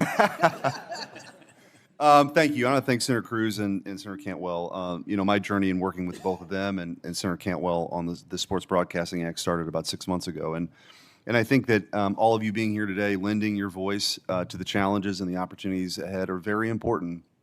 I think about, people have asked me why I've gotten so involved in this, and I've thought about it more recently, sort of the why. And I think that sports in general has provided me so many opportunities with whether it's relationship building or just sense of community. As a former college athlete myself, I think of the lessons that I learned about character and determination and grit and teamwork, and it didn't matter who where he came from, his race, his religion. That was your teammate, and you had a goal, and you wanted to accomplish something. There's so many great lessons to be learned in life through college athletics, and I truly believe that we are on the precipice of that going away, in large part, not altogether, but as you've heard today, maybe for a much more limited number of people. You certainly won't have 500,000 student athletes being able to learn those lessons every year. It'll be something very different that we've grown accustomed to, and I think that college sports, college football in particular, I think is such a uniquely American institution. And it really is worth fighting for. It's worth preserving. But that is not going to happen by itself anymore. The system now, as Coach Saban said, is a Ferrari going 100 miles an hour, and somebody needs to tap the brakes. And people have asked me, why is Congress getting involved in this? And it's a legitimate question. If you would have asked me this 3 years ago, I would have asked the same question. Why in the world would the federal government have anything to do with college sports? Well, the truth is, Congress is the only entity on the planet that can provide the antitrust exemption status to empower a governing body to set the rules and to enforce the rules. and to have a 5-year eligibility standard, to have a 1-time or 2-time, whatever the transfer portal looks like. No one else can do it. It is up to us. And if we don't do it, I think if we're having a hearing 2 years from now, shame on us, because it's going to look a lot different and it won't be better. And I think, as we've heard from the testimony, the way I view this thing is there's 2 buckets. You have the governance issue and you have the revenue issue. The governance issue is granting that authority to have the rules to protect the student athletes, for there to be enforcement. On the revenue side, look, the business model of college sports forever has been basically you make money on your football program and it subsidizes all the other non-revenue sports, the women's sports, the Olympic sports. We will lose out. If this thing continues down the path, we will not have the same level of athletes competing in the Olympics. Women, I mean, my daughters, I talk about the things that matter when you go back home. We're in a bubble here so much, but when you go back home, this is what people talk to me about. They don't talk about some CRA we just voted on. They say, what the hell's going on with college sports? They ask about aliens too, to be honest, but they do ask about this.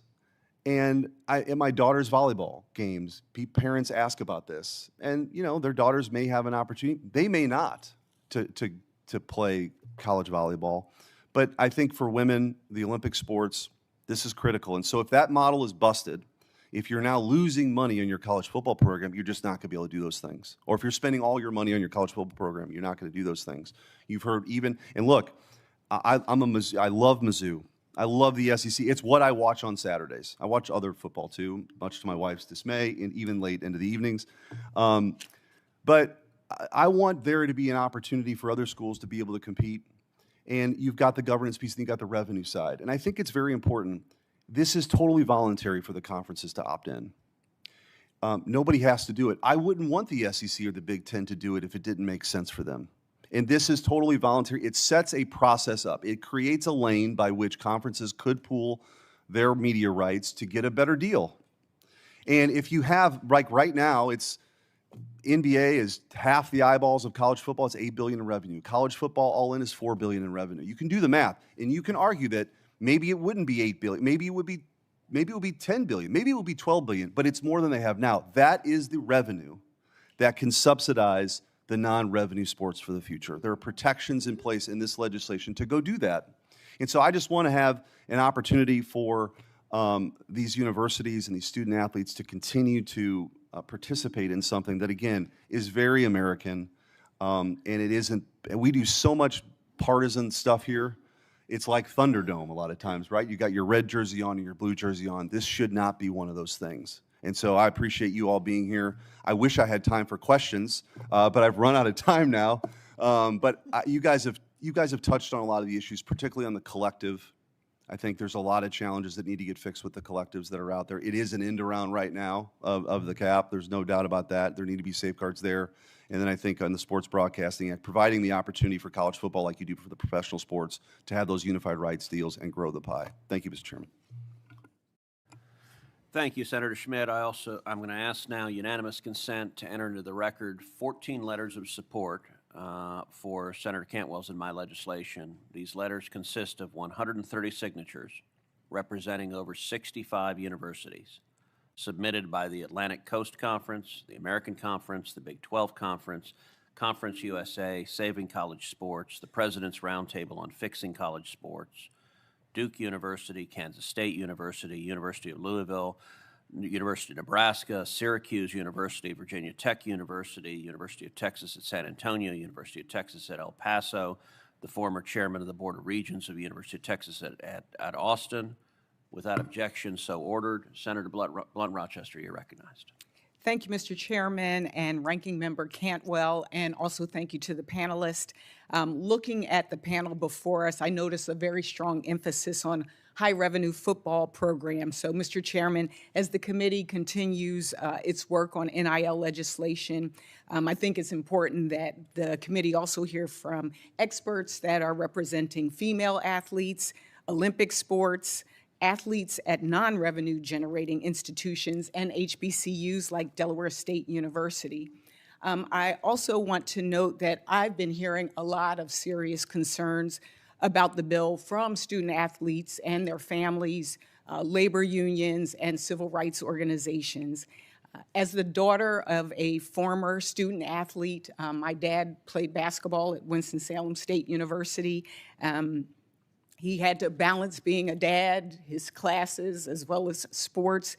He didn't have to balance some of the things that students have to balance today, like NIL and transfer portals and things like that. But as the daughter of a former athlete, as a member of the Congressional Black Caucus, the former CEO of the Metropolitan Wilmington Urban League, and a lifelong member of the NAACP, I'm taking all of these concerns very seriously. My first question is to Mr. Holtzman. I want to first thank you for being here. As you said, you are literally representing students of today and students of the future. So thank you for representing and also for being on a panel. You came from Dorchester to the United States Senate. So thank you first for being before us. As I looked at this, and also thank you to your family. One of the things I've heard a lot from are families who are very, very concerned at this moment. This bill places no enforcement responsibilities with the Federal Trade Commission or state attorneys generals, as I understand it, and instead, it's largely leaves enforcement to student athletes themselves. Student athletes should be empowered to pursue legal options if they believe their rights were violated, and I think we can all agree to that. But they cannot shoulder this burden alone. My question to you, Mr. Holtzman, is, are you aware that the bill allows for attorney fees and litigation costs to be awarded to the prevailing party, meaning that the student athlete who sues, if they lose, they can end up on the hook for the school's legal fees? And do you think other student athletes and families are aware of this or feel prepared or support it? Thank you, Ms. Rochester. I appreciate that. The take that I would take on this is that it's a huge part of educating our student athletes and letting them know what rights and what resources they do have to use in these type of situations when they happen. And I fear that the issue that we run into a lot of times is the fact that they don't get educated nor understand and know the resources that they do have or the rights that they have until it's too late. They never know where to go to, who to reach out to, or what rights they have to themselves until they have to be in those type of situations and use them. So the issue that I see in that is that we do need to educate our student athletes more about what resources are available to them so they can use them and be aware of them before we even get into those situations. And then also educating our student athletes on the rights that they have before they get into these situations so they're not walking into these rooms blindly. And I fear that's probably our biggest issue when we come into those situations. Yeah, I can totally agree. I think as a student athlete, there are already responsibilities like classes, as well as other obligations, and that takes up time and attention. And you know, one of the questions really is, do you feel confident that most student athletes like yourself or your teammates have the experience or time or resources to protect themselves from these violations? You mentioned that it's necessary to have that education. And I know, even speaking to some of the parents who've reached out to me, one parent shared that they were able to take their child to different schools, but they had to do it on their own dime. And a lot of folks don't have that kind of support. Do you think the majority of student athletes that you talk to have the expertise or the time to protect themselves?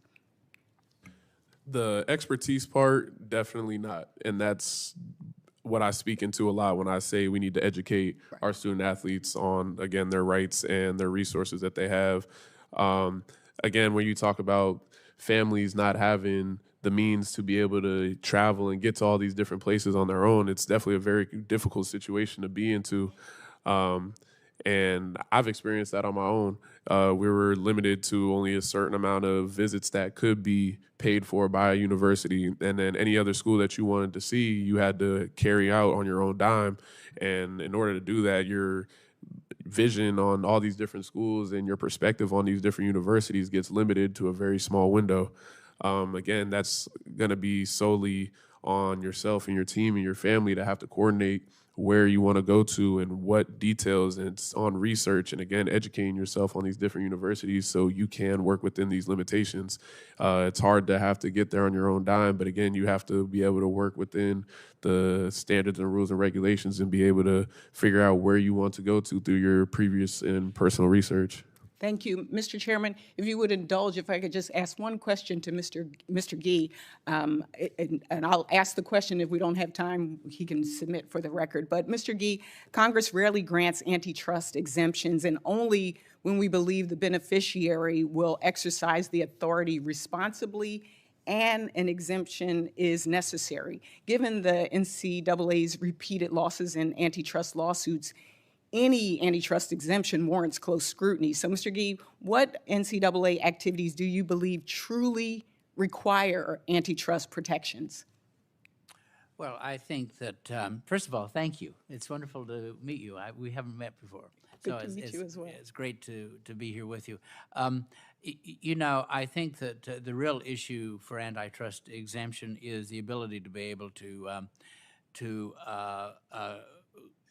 collectively do have our rights put together. You know, the whole issue, of course, is, as I said earlier, growing the pie, and by that I mean we have to be able to do what frankly what has happened with the NBA and the NFL and others, and that is the exemption that I think is the most important part of the antitrust activity. Thank you. I yield back, and I understand also that the Congressional Black Caucus has sent letters to the chair and the ranking member. This is just a really important issue at a very tough time. And so I hope that we take our time and get this right. Thank you, and I yield back. Thank you. Senator Blackburn. Thank you, Mr. Chairman. Thank you to each of you for being here. As you can see, there is a lot of bipartisan interest in doing something to correct this situation that seems to be running off the rails. And quite frankly, I think Congress is late to the game on this. I think the NCAA has really dropped the ball on this. They should have done something years ago. And as you can see from the audience behind you, I think every intern, college intern that is up here has tried to get in this room today so that they could see this. And I know that some from Tennessee are saying, go Vols and go Vanderbilt. Mr. Gee, they've had quite a season. We loved having you in Nashville at Vanderbilt.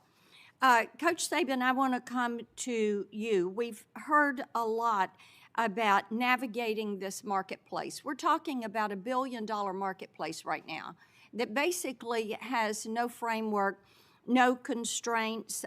Senator Cantwell and I had introduced the Hustle Act, which put in place some baseline transparency standards by requiring these agents to be registered.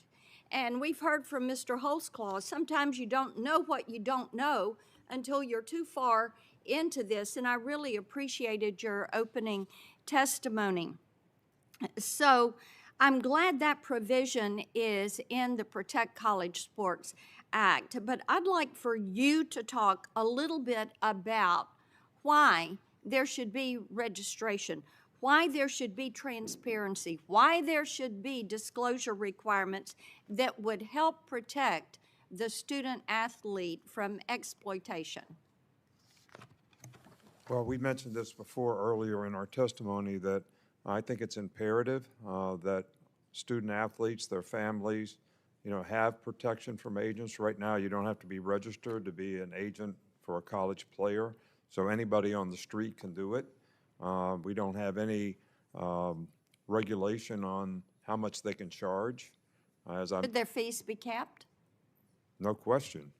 I think that, if you look at NFL, they're 3 to 5%. We have college players paying 20%. Yeah. We have agents that encourage players to get in a portal when it's really not in their best interest to get in a portal, only to try to stimulate more revenue for them, but really for themselves, with no guarantee that they're going to get them more revenue.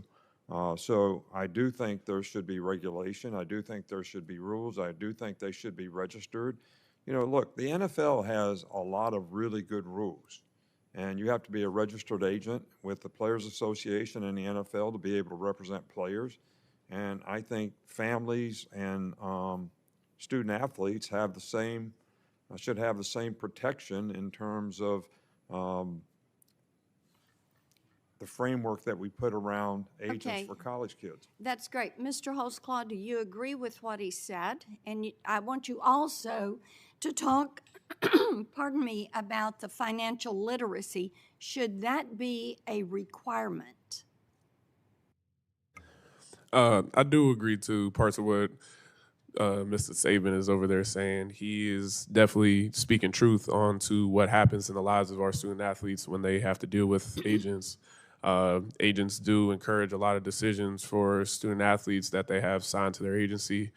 And again, agents do get paid through what college athletes get paid. So them trying to influence the decisions of student athletes will influence their pay. Again, I think this goes back to the education piece of educating a lot of student athletes on the fact that your agent works for you and that you don't work for your agent. Your agent is supposed to be helping you. And again, those ridiculous amounts of money that's being taken from a lot of these student athletes is a disservice to the game, you know? And I've had great experiences when it comes to me and an agent. I've also seen the bad side of other teammates that I've had to deal with bad agents and have said, this agent hasn't done anything for me. They're taking too much money. They're this, they're that. And there's definitely an issue with anybody just being able to be an agent without those type of regulations. I Okay. agree that there should be that. That's great. Ms. Gould, I want to come to you on the transfer portal and just have you talk for a minute about the damage that can be done not only to the school and the program, but to the athlete with this constant transferring. Yes, thank you for that question. And certainly, while I think everybody at this table, supports freedom of movement and freedom of choice for student athletes with guardrails in place, I think there are so many consequences of what's happening right now. Lance talked a little bit about how it feels to kind of jump from program to program and have lots of transition, what it does academically. If I think we're going to start to see with graduation rates around transfer student athletes that our core purpose of tying college athletics to the educational mission is being lost because of this hopping around from institution to institution. It really does undermine the foundational team culture and team atmosphere when you don't know year to year, month to month, who your teammates are going to be. And really, these relationships that happen in these locker rooms are some of the richest and most transformational relationships that a student athlete can have in their life. So I think there are academic impacts. I think there are culture impacts to teams. And I think there are mental health pressures too, when you have agents in your ear, kind of pressuring you to consider other options when maybe it's not in your best interest or maybe you're happy where you are. Thank you. Thank you, Mr. Chairman.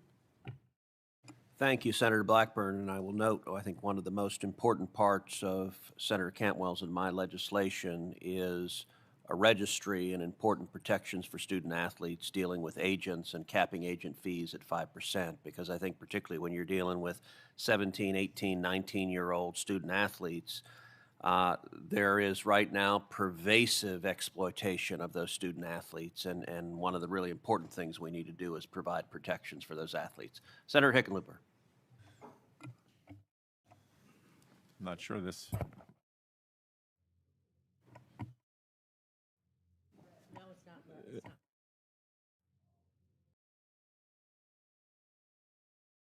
I will say for the record, that's the fastest I've seen anyone ascend the dais. These are difficult times. One has to take opportunities where they come. Mr. Chair and Madam Ranking Member, thank you. You guys have worked, I know, hundreds of hours, thousands of hours on this, and I recognize full well the enormity of the challenge and the differences of opinion, and that you have both really done remarkable work to get to this point. I think most of us would agree, I think everybody here would agree, that college sports are at their best when they create opportunities for as many young people as possible. If you step back and look at it, capturing young men and women at a young age and engaging them in all variety of sports is critical.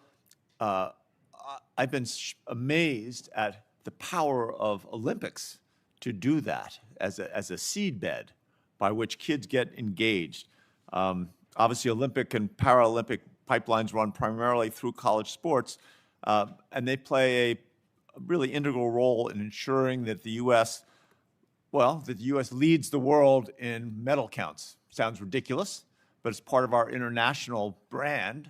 What differentiates us is our success as an Olympic, a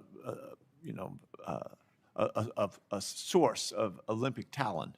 The Protect College Sports Act clearly creates protections for non-revenue generating sports, but it does make them conditional on participation in a commercial arrangement. This means there is no guarantee that every Division I school will be required to maintain their current scholarship slots and rosters for that great diversity of sports that is represented by the Olympics. And again, these are Olympic sports and women's sports, is what I'm most concerned about. So, Ms. Gould, I'll direct my question to you.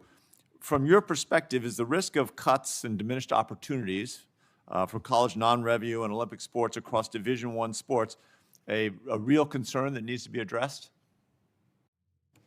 Thank you for that question. It absolutely is a real concern, and we saw some of the data earlier on the poster that Senator Cantwell shared.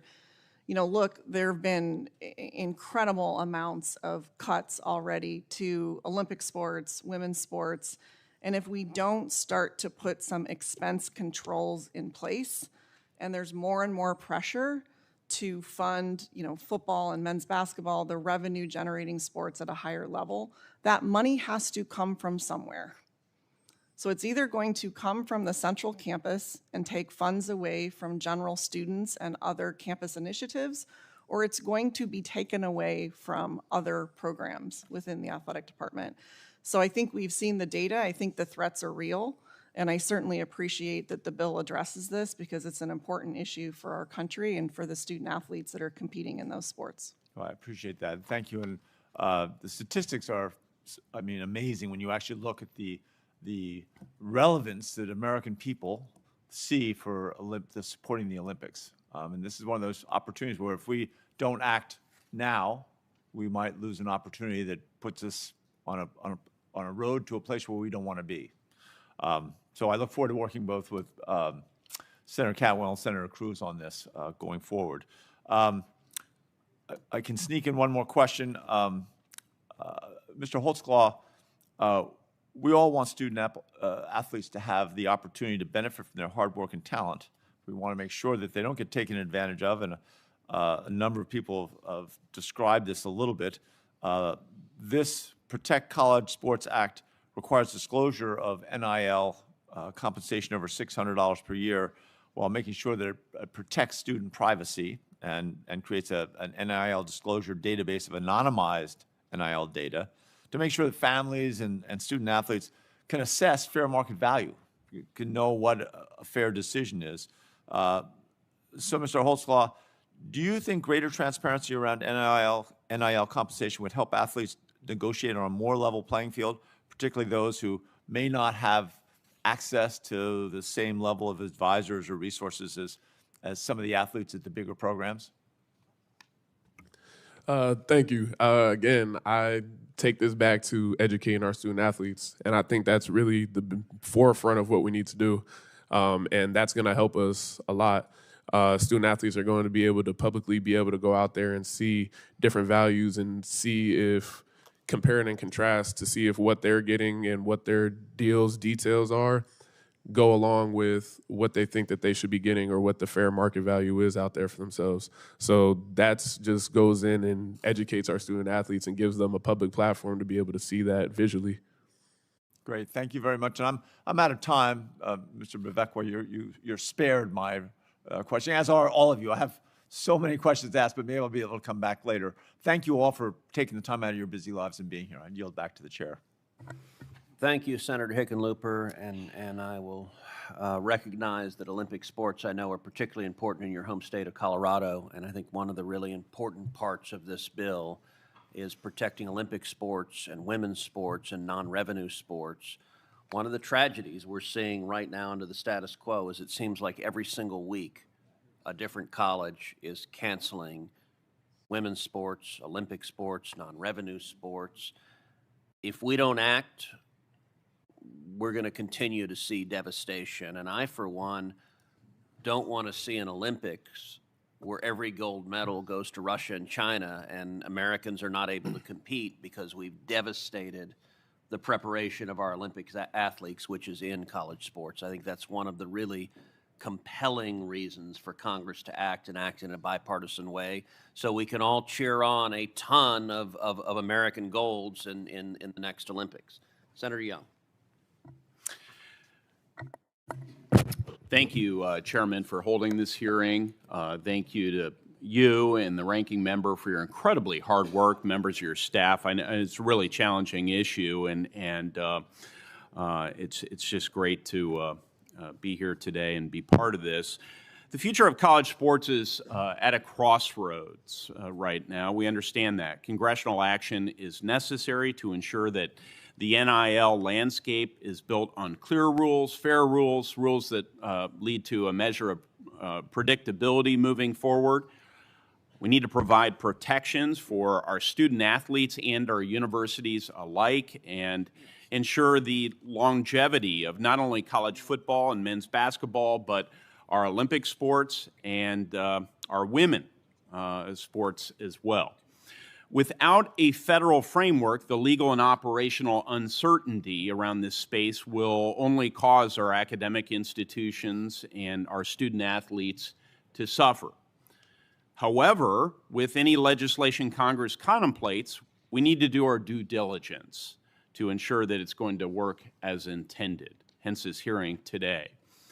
In addition to many Hoosiers that are or will become student athletes, I have a diverse group of engaged stakeholders on this issue based in my home state, including the NCAA, U.S. Track and Field, USA Gymnastics, USA Diving, and just a host of top-tier universities, one of which I am glad is represented today at the witness table. And while these stakeholders continue to review the legislation and consider how it will be effectuated and its impact on their own activities, I'm hopeful this hearing will help clarify many of these considerations. Mr. Bevacqua, thank you again for your testimony here today. Last year, what we're calling the House settlement was approved in the Northern District of California, establishing a new revenue sharing structure to allow schools to provide direct financial benefits to athletes. The cap under this new structure was set at $20.5 million per school for this past school year. Sir, can you speak to the revenue caps under the House settlement, whether you believe they're adequate or if they need some sort of adjustment to reflect the current reality when it comes to the revenue sharing landscape? Thanks, Senator Young. I've been vocal, and you and I have had conversations over the course of the last few years, but on this particular issue over the course of the last year, I think the House settlement did many good things. I believe that the cap number in the House settlement is too low. I believe we need to fix a more realistic cap. And I go back to my opening where there's this misnomer that there's a cap. There is no cap.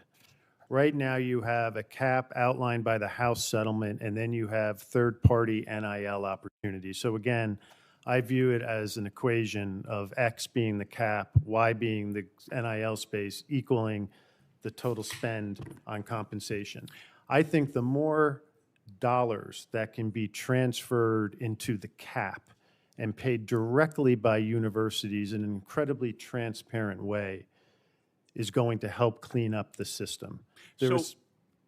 Just to interject respectfully, because our time's limited, what's the risk of maintaining artificially low revenue caps, and could there be risks of fraud or other deceptive means of obtaining a competitive advantage. Yeah, I mean, I think the College Sports Commission is doing as good a job as they can, but I think pushing money into that gray space of third-party collectives and NIL, that's, in my opinion, where most of the uncertainty and the abuse is. What I would love to see happen is establishing a realistic cap. And if universities chose to exceed the cap, tying in some form of subsidy on a certain percentage of the dollars, maybe it's 20 to 25 cents per dollar over the cap, that you have to reinvest in Olympic and women's sports. And I think that would create not only some certainty and some stability, but I think it would help preserve the future of Olympic and women's sports. I believe the cap is too low right now. Yes. And as much as I admire so many provisions of the bill, I think the de minimis amount of $600 is too low, unrealistic, and clogging the system. Just very briefly, Mr. Bevacqua, I was encouraged but not surprised because we've spoken at length about this. But in your written testimony, you talked about preserving the student-athlete experience, how important that is to remember that they are students. Give me a very quick answer about how Notre Dame does that, make sure we preserve the educational experience for student-athletes, and maybe how you think Congress should tackle this question. Well, our student-athletes are just that. They are truly student athletes. They go to in-person classes on campus at Notre Dame. They're integrated with the student body. And when I talk to student athletes, regardless of the sport, whether it's football or rowing, softball, I always try to convey to them that even if you make it and play professionally, and there's such a small percentage of young men and women that can play professionally, but even if you make it, if you're one of those chosen few, you're still going to be done at a young age. And if you don't have that education, if you don't have that degree, you are going to have a very tough road ahead of you. Take advantage of this time on campus to get an education, to meet people outside of your team, outside of sports, build those connections, become part of the greater community of your university. Because it's those relationships, that education, that academic curriculum that's going to help you lead a better life from the moment your sports career is over for the rest of your life. Because sports ends for everybody. Such an important message. Thank you, Chairman. Thank you, Senator Young. And I will note one of the important things I think of this bipartisan legislation is that it provides authority for enforcing the House settlement, but it also explicitly provides that the limitation in that settlement can be modified and it can be raised as the parties decide. And that was something important that Senator Cantwell and I wanted to include, is not limited, but let the parties raise it, and so that is very expressly in the legislation. Senator Lujan. Thank you, Mr. Chairman. Good morning, everyone. Mr. Gee, I want to take a minute to brag about some of the women's teams at the University of New Mexico. UNM women's golf has won 10 Mountain West titles, women's soccer 7 conference titles, women's cross country 15 titles, New Mexico State University women's basketball 6 regular season conference titles, softball 6 regular season conference titles, volleyball 8 regular season conference titles. After years of absence on any TV platforms, we started to see many women's sports get more coverage on television.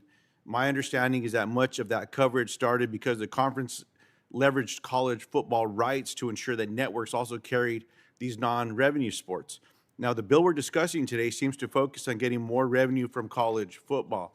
Now, Mr. Gee, if a negotiator's only focus on maximizing revenue for college football, are you concerned that women's and other non-revenue sports within New Mexico and other states will fall back to where we were 20 years ago, where very few games were available on television? Well, thank you, Senator. Absolutely. This is one of the reasons that I'm here. Again, unless we grow the pie, and this is the whole point, unless we grow the pie, we're not going to be able to sustain really positive support for women's and for Olympic sports. And that is the ultimate centerpiece, in my view, of this legislation. It protects student athletes. It provides a structure that we've needed to have. But most importantly, we've lost these cases, so we have no choice but to either diminish any support for any of these programs, or we have to grow the pie. And that's what this does. And it will, in my view, be very positive for women's sports and for Olympic sports particularly. Appreciate that, Mr. Gee. Mr. Holtzclaw, one of my colleagues asked you a similar question, but prior to transferring this world, Do I think some volleyball team or golf team or some of these teams, well, look, that's an impressive record, right? And do I think that they're going to make hundreds of millions of dollars? No. But do I think they can make millions of dollars if somebody lets them go promote themselves? Yes. And so we definitely want to free, if you will, these individual teams within an institution to go pursue making their program more successful this way. Yeah, well, Senator, I'll just respond by saying when I was chairman of the Big Ten when we created the Big Ten Network, and that was the whole purpose, was to create an opportunity for all of the sports to be shown. Now, I'm not contending that that's what we ought to do right now, but I do believe that that started the ball rolling of many people interested in volleyball and golf and a variety of other things that had not been shown for a long time. Well, but I think the problem is that the Big Ten and the SEC, just having that brand on the channel doesn't do anything. And the networks, they're looking for the big moment. They're looking for the Saturday big game of the week, and that's what they're putting all their money in. But I guarantee you that success of those New Mexico programs, just like we have a couple of world record holders at UW track who, like, I would love to see these girls and the fact that they are world record athletes. So I think freeing schools to go these non-revenue sports to be able to go pursue their own media rights is also a valuable part of the section of this bill. And I agree with that. Thank you. And I will say this provision saying that if there's a comprehensive media deal and if there's a particular sport that's not being utilized, that's not being put out to the public, that the rights revert back. This was, I think, a very clever idea. It was entirely Senator Cantwell's idea, but I thought it was very clever to expand the ability. Look, it's the father of two daughters. I want to see women's sports get as many eyeballs, as much support as possible, and that's a really important piece. And I'll say additionally, Senator Lujan, on your very good questions, you talked about the problem of coaches leaving and leaving during the season. And one of the provisions in this bill that's gotten a lot of attention has been widely referred to as the Lane Kiffin rule, says that coaching staff, that a school cannot recruit coaching staff or hire coaching staff during the season or during the playoffs. And I got to say, it's not fair to players if you're heading into the playoffs and suddenly, right before you go into a game, your coach leaves and goes to a rival. That's not fair. And so what Senator Cantwell and I did is adopted the rule the NFL has, which is you can recruit coaches, just do it in the offseason. Don't do it while kids are playing for them. Don't pull the rug out from them in the middle of the season. I think that's a much more fair way to do it. And that's a lot of what we try to do in this bill is find common sense rules that would protect athletes and protect the system. And let's see who. Senator Curtis. Thank you. Mr. Holtzclaw, as my colleague alluded to, you've played for a lot of different teams, and this wouldn't be a good sports hearing without a little banter, so I'm kind of curious, what is your favorite team? And just in case you need any help. I wouldn't call any team my favorite, but I do represent who I currently play for, which is University of Utah. You should be in politics. Okay, that's damn diplomatic, and Senator Curtis, you better be worried that he may file for elections. Oh, he looks far more comfortable in a uniform than he does in that suit. I'll tell you that. So, let me start with you and kind of follow up on this question. In this different frameworks, you've seen different state laws, institution rules, and constant legal authority changes. So, from your perspective as a student athlete, what would be the benefit of having one clear national framework for name and likeness, transfers, eligibility, athletic protections, rather than asking athletes to figure out a different system depending on where they play? I think what it does is it creates standardization and it creates regulation and kind of keeps everybody in a set standpoint of what we can and cannot do. I feel like it makes things a little bit easier in some senses. And the way I would look at it is to look at things in a situation of eliminating the gray area a lot of times, and that is a big part of things that we should do when we're looking at a lot of people that don't really have the knowledge always of what they can and cannot do, and don't really know the legal frameworks of everything all the time. Good, thank you. Mr. Bevacqua, Utah will host the 2034 Olympic Games. I'm sure you're aware of that. And many of the athletes who represent Team USA in those games are being developed right now through college sports in Utah. That pipeline includes skiers, runners, and a host of other athletes who rely on college programs to help them achieve their dreams. As an athletic director responsible for making real budget decisions, what signals from Congress would incentivize schools to not only preserve non-revenue sports, but expand opportunities for these athletes? Well, Thea, thank you for that question. And I am a tremendous fan of the Olympic movement. I go back to my days at NBC Sports, which has been the home of the Olympics for so long, and I've been fortunate enough to go to many Olympic Games. Some of our proudest moments on campus are when our student athletes represent our country in the Olympics. That's a moment of pride for Notre Dame. It's obviously a moment of pride for their friends and families. I think there does need to be real teeth in the bill where you are going to protect Olympic sports and the Olympic movement, because without universities maintaining and investing in their Olympic sports, the U.S. Olympic movement will take a major step backwards. And I think you really, quite frankly, need to hold our feet to the fire.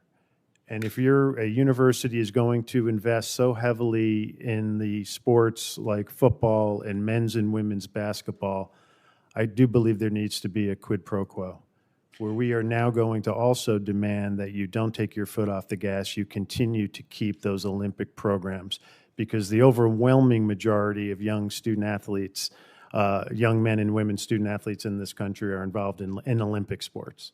Do you think this bill that we're looking at does that and sends those signals? I think it sends those signals. I think, as Senator Cruz and Senator Cantwell said, I think the bill is a work in progress. I think it could do a stronger job, a more straightforward job, a clearer job of protecting Olympic sports, depending on where the remainder of the bill heads. Thank you. Coach Saban, I was moved by something you said in your written testimony. You talked about young people coming into a program needing structure, discipline, coaching, academic support, and accountability, and leaving with a degree, a career, a family, and a better chance to be successful in life. It reminds me of a comment by BYU head football coach, I suspect you know, Kalani Sitake, where he said that the best part of the job is to coach great leaders. That is exactly what college athletes should be about. Those life-changing experiences are not limited to football. They also occur in everyday sports that generate no revenue and have few fans, yet yet they do transform the lives of young people. So my question is this: as Congress looks at the future framework of college athletics, what do we need to get right to ensure we not only protect but help grow non-revenue sports? Yeah, well, I think a lot of the things that we've discussed here today are certainly imperative. I think in the future, I think if we keep going in the direction that we're going and making these huge investments in football and basketball in terms of paying players, which is going up and up and up and up, that we should change the comment from student athlete to athlete that's a student, because we're going to have professional sports teams that are sponsored by colleges and universities. I mean, that's what's going to happen, because we're going to be paying the players so much. And I really think the only way to this is how we draft players. This is how we create parity. This is how we create revenue so that we can maintain a level of competition in all sports, Olympic sports and women's sports as well. We don't have that in college. So we talk about conferences getting dismantled and all that. That would never happen if you had somebody that was the head of all this. Thank you. Because right now, like they say back in West Virginia, it's not about the money, it's about how much. And now everything that happens is about how much money can we create, and are we actually deploying that money in the right places to maintain student athletes' well-being? Regrettably, I am out. You see in your program? Well, it varies. All sports have the ability to be injured for a young man or a young woman. Obviously, you think about contact sports. You think about ACL tears. That seems to be so prevalent in so many of women's sports around the country. But I think it's a combination of what we really need to focus on. And one of the things I was incredibly encouraged about in the bill is this emphasis on extended medical insurance. So there has to be an emphasis on strength and conditioning. That is so important, that transition from high school to college. Nutrition, the use of data analytics, diet, rest, all of that. It's not only injuries, but it's injury prevention. You have to be focused on injury prevention, and then when there are injuries, because inevitably there will be, how do you get that student athlete healthy again, not just to play a sport, but healthy again to live their lives?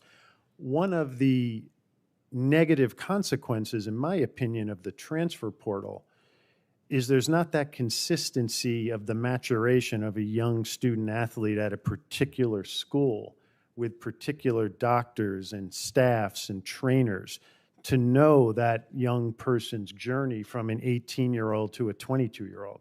That also helps the prevention of injuries. You're surrounded by your doctors, you're surrounded by your trainers, you're surrounded by your counselors. If you're just jumping around from school to school every year, you're starting from ground zero. Continuity care. That continuity, Coach Saban is one of the best football coaches in the history of the country, and he'd be the Mount Rushmore of football coaches. I think one of the other reasons he was so successful is there was such consistency at Alabama for so many years. Not just who's your head coach, who are your trainers, who's your strength coach, who can you go to for an opinion, their doctors. So we're looking at, as you said, injury prevention and strength training. We're looking at the immediate response to injuries as well as the extended medical care beyond their time. Is that sort of the continuity? And Senator King, I guess just getting to know the person, whether you're his or her academic advisor or trainer or nutrition coach, getting to know the person, building a relationship with the person leads to a healthy life and a healthy time period for them at a university. Well, I would hope all of us can agree that that's what we want. I guess what I'd like to just ask you kind of bluntly here is that being provided equally across all college sports? Are some of the higher revenue generating sports getting more resources when it comes to injury prevention, the care, the extended medical? We say at Notre Dame, listen, if you're the starting quarterback at Notre Dame or the third string outfielder, right fielder on the baseball team or the softball team, your life is going to be different. Whether that's the amount of attention you get, your visibility, your NIL opportunities, but there are certain things that should be non-negotiable. One of those is health, nutrition, safety, injury prevention, mental health resources, academic resources. Whether you're a superstar or never going to see the field, those things need to be non-negotiable. I appreciate that, about your institution, Ms. Gould. I guess I just want to ask you, you see a wider lens here. Is that something that's a guarantee everywhere? And just what is it that we should be thinking about on it? I know in this bill, I believe that there's about $60 million for a fund in terms of being able to do that. I'm just trying to get a sense of what's enough? What do we need to do to make sure that our student athletes across the board get fairness in terms of how they're treated when it comes to injuries and their health? No, I appreciate the emphasis in this bill around student-athlete health and well-being, and I agree with Pete. I do think that sports medicine services and kind of holistic wellness support for student-athletes is a priority across all of Division I, and I would hope that all of our leaders on our campuses make that a is providing what I think will be landmark protections for athletes, both health and safety standards, so you don't have a kid with a concussion being forced to play, providing health insurance coverage for injuries across the board, men and women, for injuries or diseases that come from playing sports, not just while they're playing, but for 5 years after they play.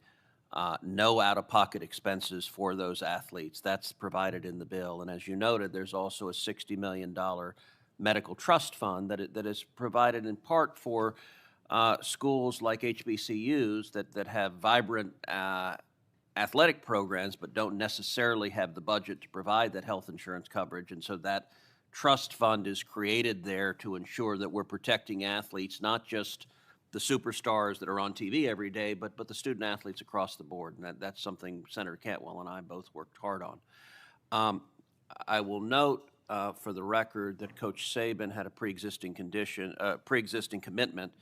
Talking about health insurance, sorry, that he had a pre-existing commitment, and so he's going to have to leave in a couple of moments. So I've asked senators on both sides if they had any questions specifically for Coach Saban, and I'm going to recognize Senator Fisher and Senator Budd for one question each for Coach Saban, and then he's going to have to leave. And then after that, I'll recognize Senator Moreno, who's next up. But Senator Fisher, you're recognized for this question. Thank you, Mr. Chairman, and thank you, Coach, for being here today. I have a question on scheduling. When you played Nebraska, we were a member of the Big 12, and though now we're a member of the Big 10. The Protecting College Sports Act proposes changes that would have major influences on conferences. And I've heard concern in particular about how a prohibition on conferences expanding applies only to the Big 10 and the SEC. And I hope this provision can continue to be discussed by this committee. Additionally, the bill would significantly influence the scheduling of football games towards historical rather than current opponents. And though Nebraska has now been in the Big 10 over 15 years, we do have very few conference members who would constitute that historic component that's defined by the bill. So, Coach, can you share how else Congress could go about preserving those historic matchups while better considering the significant conference realignment that we've seen take place over the last many decades?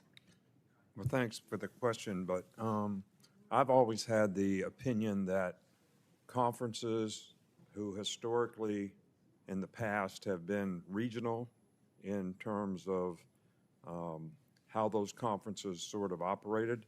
I think the Southeast Conference has been able to maintain that. Other conferences have not. I think it is in the best interest of student athletes that we do have regional conferences.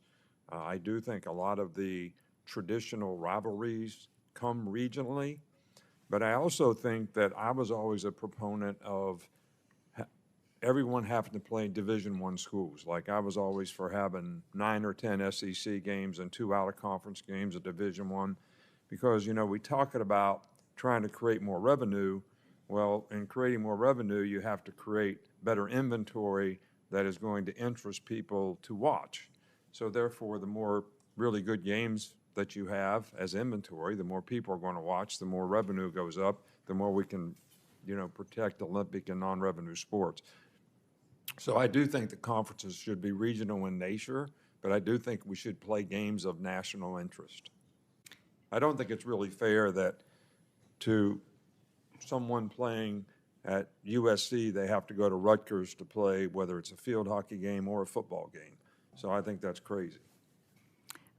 If I could have just one follow-up question when you talk about historic matchups, could you explain to us your lack of wins against Coach Osborne's Cornhuskers? I will tell you a story about Coach Osborne. You know, my he's first the game, best, isn't he? He's the best. Yeah. My first game at Michigan State, my first game as a head coach, we played Nebraska when they were winning national championships, and he was the coach. This was 1995. And we got beat like 56-7. And he put his arm around me after the game, and he said, "You're not as bad as you think." And we actually went 6-5, so he was right. Thank you, sir, very much. All right, thank you. Senator Budd, very quickly for your one question, because we're going to lose Thanks, Coach Chairman. Saban. Coach Saban, I want to ask you about some of this legislation's provisions regarding transfer and eligibility rules. So if Congress were to prescribe rules and law for the NCAA or any other similar body to adapt for themselves, it can make the rulemaking needed to adapt to inevitable changes that are going to come in college sports. It's going to make that more difficult in the future. So how do you think coaches would adapt their approach to player development if the rules were harder to change? And would you be concerned about that reduced flexibility? Well, you know, we talked about players transferring and having one opportunity. If they graduate, they have another opportunity. If there's extenuating circumstances, they could have an opportunity. We don't want to see student athletes get trapped in a bad situation. But I think multiple transfers, you know, affect a lot of things. It affects ability to graduate. It affects development. It affects what you can major in and what you can be eligible at the next school. So I think multiple transfers have a lot of issues that are not necessarily in the best interest in terms of development, being a part of a team. You know, somebody mentioned you're a part of a different team.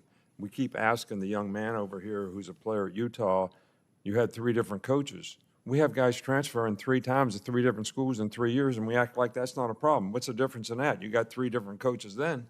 So I do think that freedom of choice is important, but I do think the combination of the transfer portal and collectives and being able to have pay for play that creates free agency all the time is putting 4,000 guys in the portal is not healthy for college athletics. And I don't think at the end of the day, it's in the best interest of young people in terms of their development.